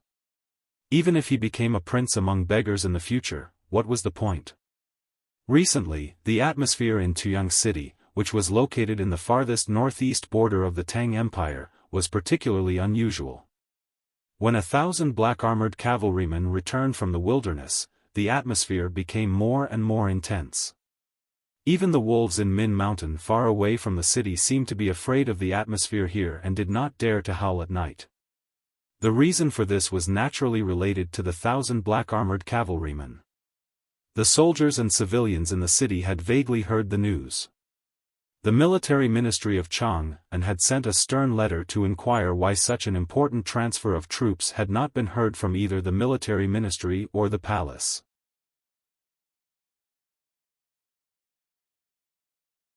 They demanded the general to give an immediate explanation. However, the general's mansion expressed silence. General Xiaofan claimed to be recuperating from illness, and the 2 vermilion gates had not been opened for a long time. Suddenly, the gates of the general's mansion were opened. The soldiers and civilians in the city knew that something big was about to happen. They were very surprised and wondered who was worthy of General Xiao's solemn treatment.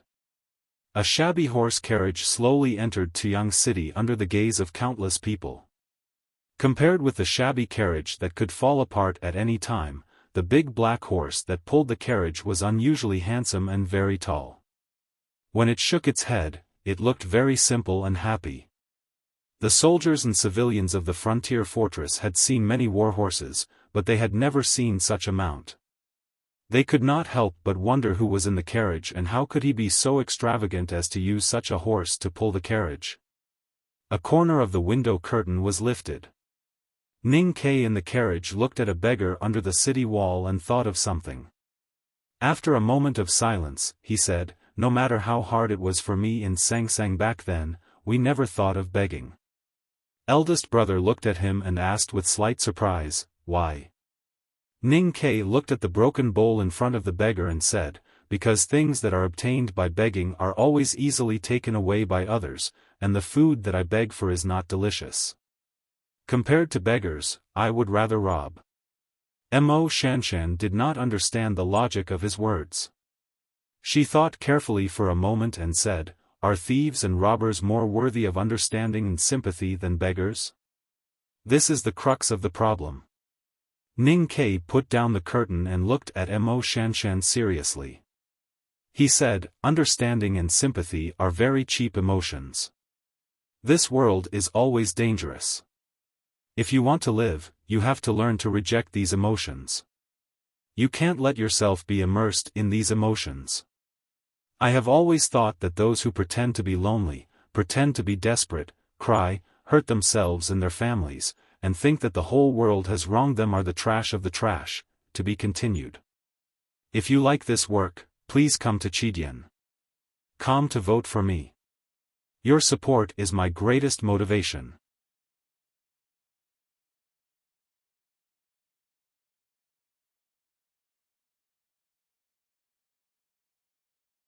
Chapter 324. Ever since the Battle of the Academy, Ning Kei and Prince Long Qing had often been mentioned in the same breath by people in the cultivation world. Although most people thought that Ning Kei was not qualified enough, in fact, many people had already regarded the two as legendary lifelong enemies. In Ning Kei's view, lifelong enemies was a hot-blooded and even a little melodramatic. For example, Master Lotus and youngest uncle were lifelong enemies in many people's eyes. Master Lotus probably had the same thought deep down, which was why he was so envious and jealous. However, youngest uncle probably had no such interest. After all, it was just a matter of strength and state. As long as one was strong enough, he was qualified to ignore the other's suffering and struggle. Standing under the pine tree on the highest peak, why look back at the scenery of the long road of cultivation where his former companions and enemies had spent countless times more effort to reach the mountainside? Ning Kei, who was in the carriage, did not know what had happened to Prince Long Qing. After shooting the primordial 13 arrow, he knew that Prince Long Qing was crippled. Even if he was not dead, he was bound to be crippled. This was because a beautiful son of West Hill who had grown up in the palace and under the protection of Haotian Taoism could not be like him, who could ignore all hardships and face all obstacles with a smile and coldness, and then overcome them. It was precisely because of this that he no longer regarded Prince Long Qing as his life goal or imaginary enemy after he ascended to the peak of the back mountain of the academy. No matter what adventures Prince Long Qing would have in the future, he firmly believed that as long as he defeated Prince Long Qing once, he could defeat Prince Long Qing countless times. Ning Kei lifted the curtains again and looked at the unfamiliar Tuyang city. In autumn, when he brought the students of the academy to the front line for practice, they had passed by Tuyang city. However, at that time, Xiaofan did not receive the students of the academy. The team passed by in a hurry, and he did not take a good look at the scenery of Tuyang city. One should know that the scenery here had a special meaning to him. The significance was that Tuyang city was the place where Blackie had lived and fought, and Blackie was the first friend he truly trusted in the first half of his miserable and unspeakable life. He looked at the half-closed door of the grain store by the roadside, looked at the strange-looking watchtower on the city wall, and remembered the letters he received from afar when he was in the city of Wei. He remembered that Blackie had mentioned these places and what he had done in these places. Darky was already dead. He died in the cool spring rain, under the grey wall opposite the old brush pen shop. Ning Kai looked at the scenery outside the window and missed the person he would never see again.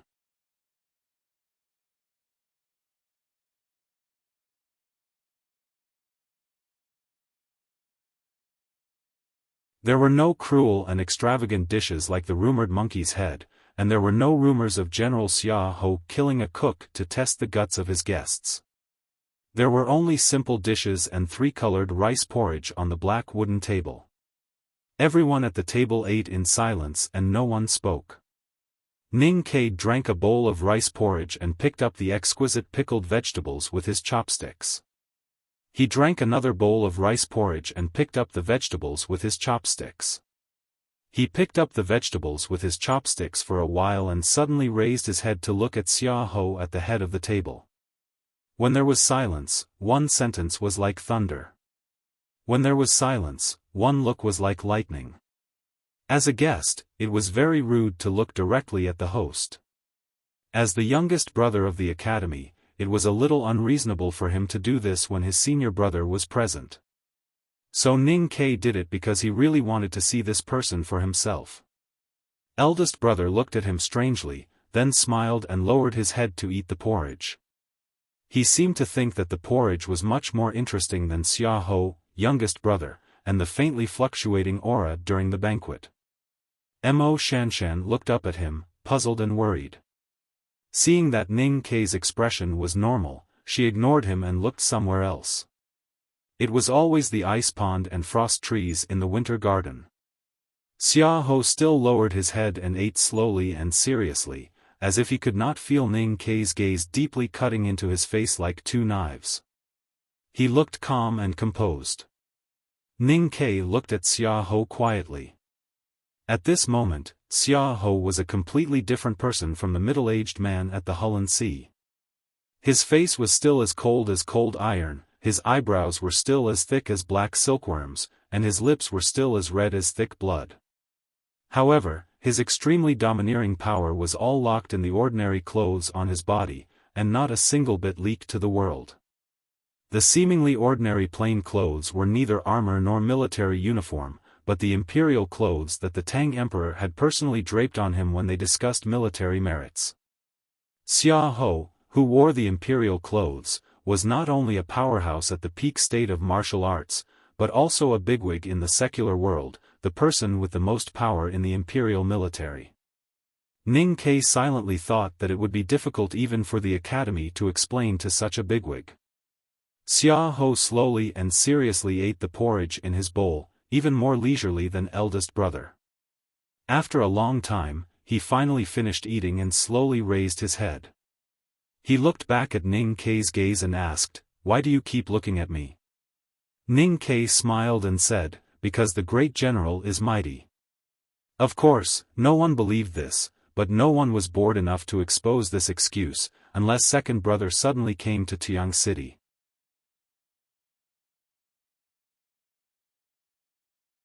Perhaps only then would he be interested in criticizing the hypocrisy and rudeness of both sides.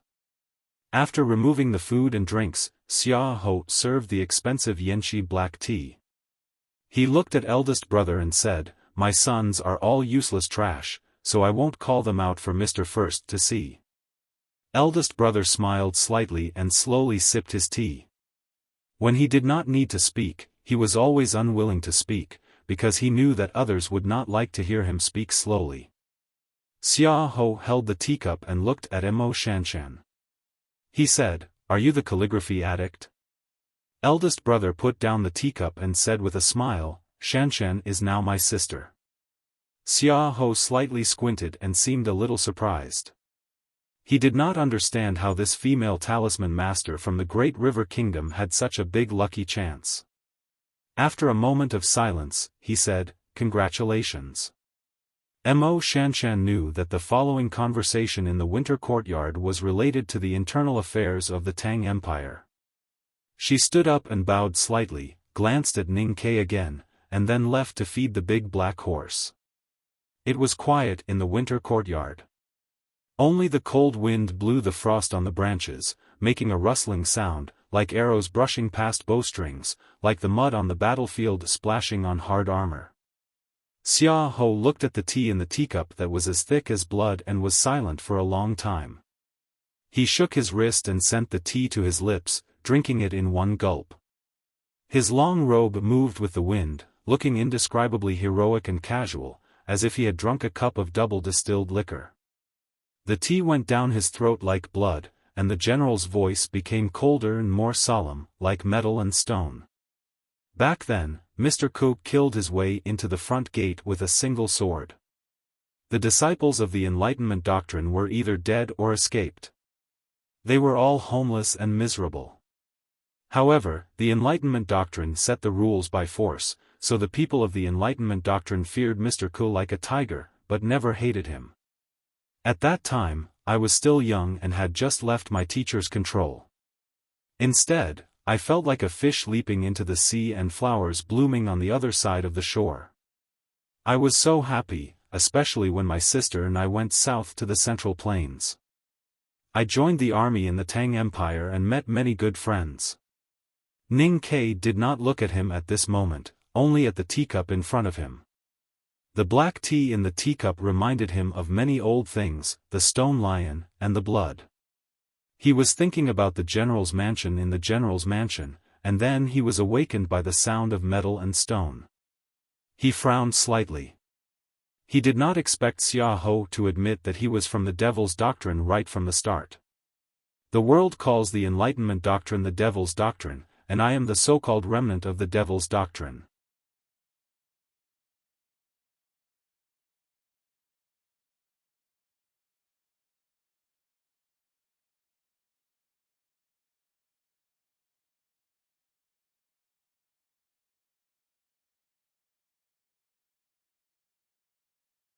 And if a dog is useless, it can be killed at any time.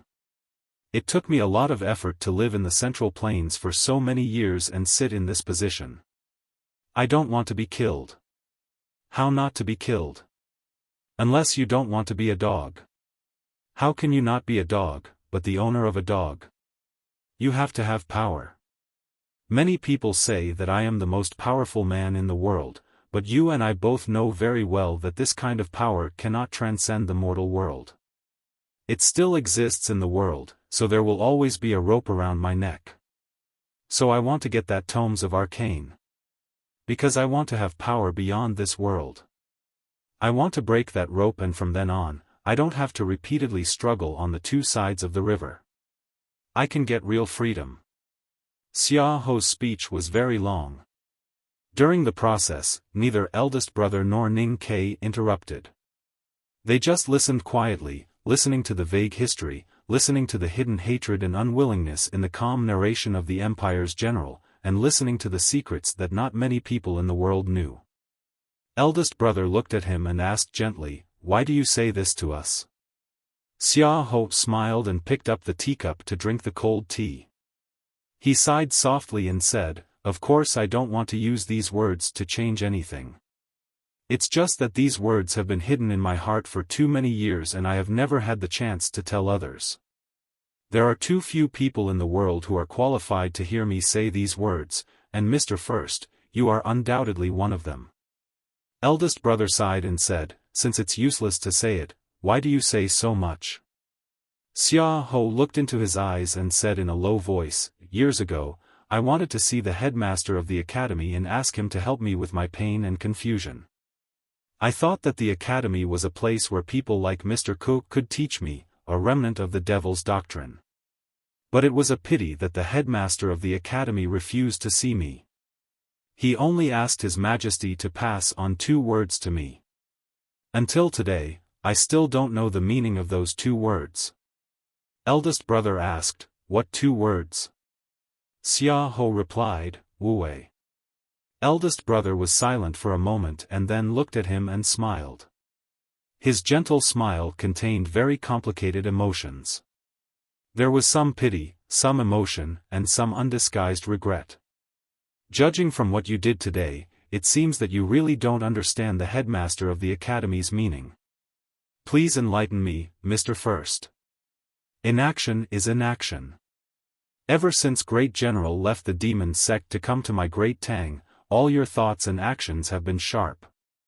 You have used martial arts, military achievements, and ruthlessness to act ostentatiously in order to stand firm in the surging river and not bring trouble to the person behind you. However, you have never thought that if you had done nothing from the beginning, perhaps it would have been better.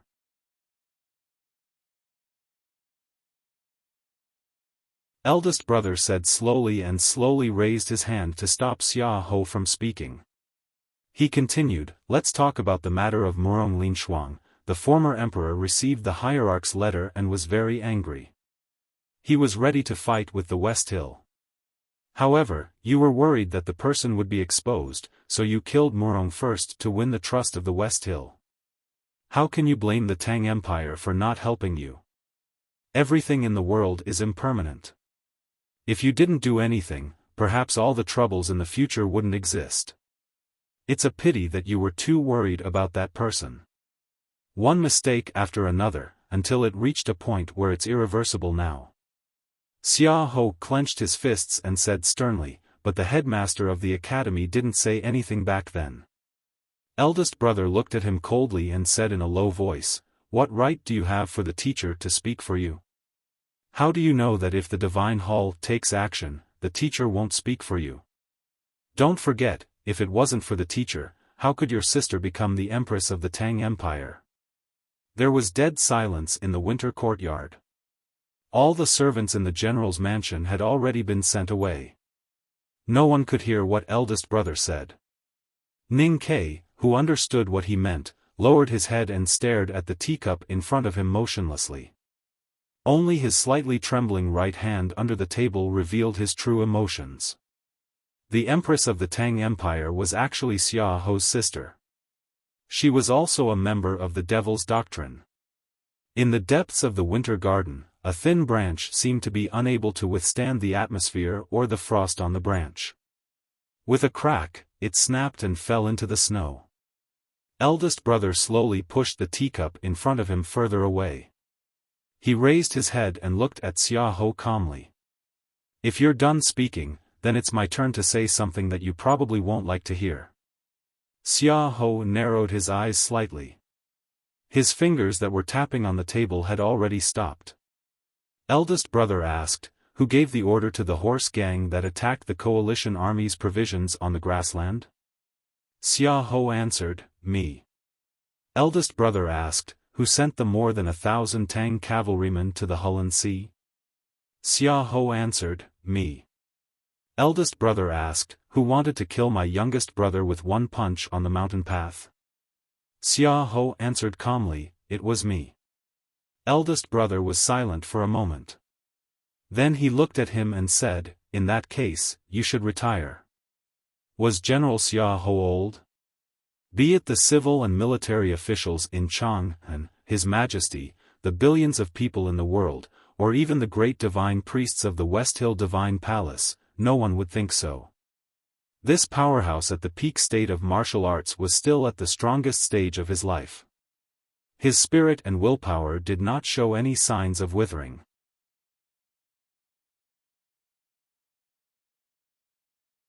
Many people thought that when General Su Shi was destined to leave the stage of history due to his old age, he would be the world's most famous general.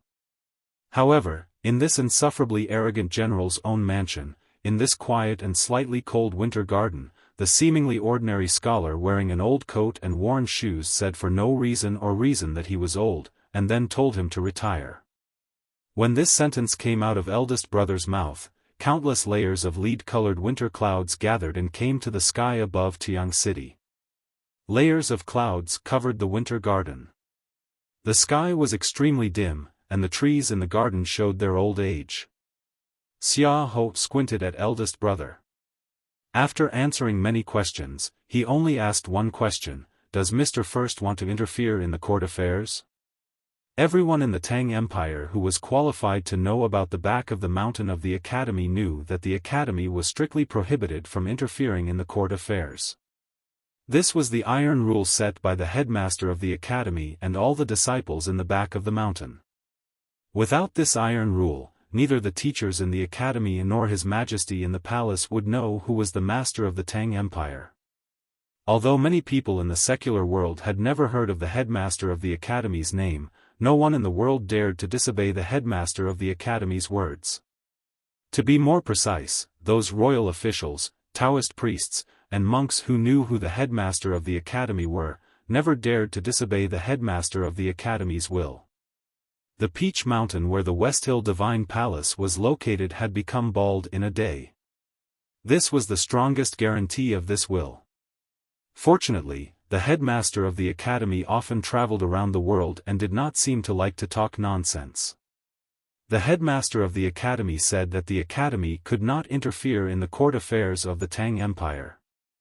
Then the academy that had trained countless courtiers and was the most qualified to interfere in the court affairs had never interfered in the court affairs of the Tang Empire.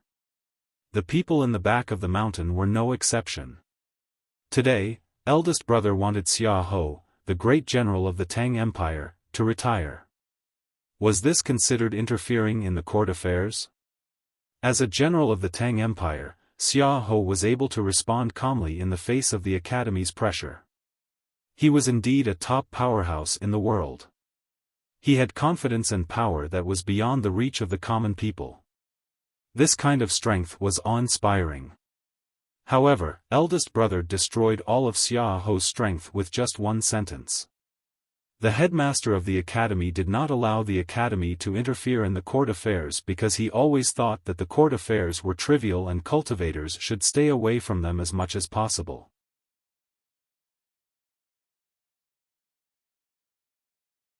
The turmoil of the Tang Empire or even its destruction would not make him blink. As a visiting professor of the Divine Hall, you should be very clear about the headmaster of the academy's visit to the Peach Mountain. Therefore, you should understand what is important to the headmaster of the academy. It is a trivial matter that you organize the horse gang in the wilderness behind the imperial court and the Divine Hall. It is also a trivial matter that you want to steal the tomes of arcane. It is also a trivial matter that you are a remnant of the devil's doctrine. Everything you have done over the years is a trivial matter in the eyes of the headmaster of the academy. However, it is a major matter that you want to kill my youngest brother in the academy. For the powerhouses in the world, it was necessary for them to be calm in the face of major events. However, in the face of the major events in the headmaster of the academy, even someone as strong as Xiaofan had to be silent and think about it seriously. He thought for a very short time. The blood-like black brush in the teacup had not completely cooled. He sighed and looked at the winter courtyard that had accompanied him for many years. Since I am old, then I shall retire. To be continued. If you like this work, please come to Chidian. Come to vote for me. Your support is my greatest motivation. You're tuning into the Xiaofan's Wuxia Tales YouTube channel. Don't forget to subscribe and join us on this journey to catch the most captivating stories.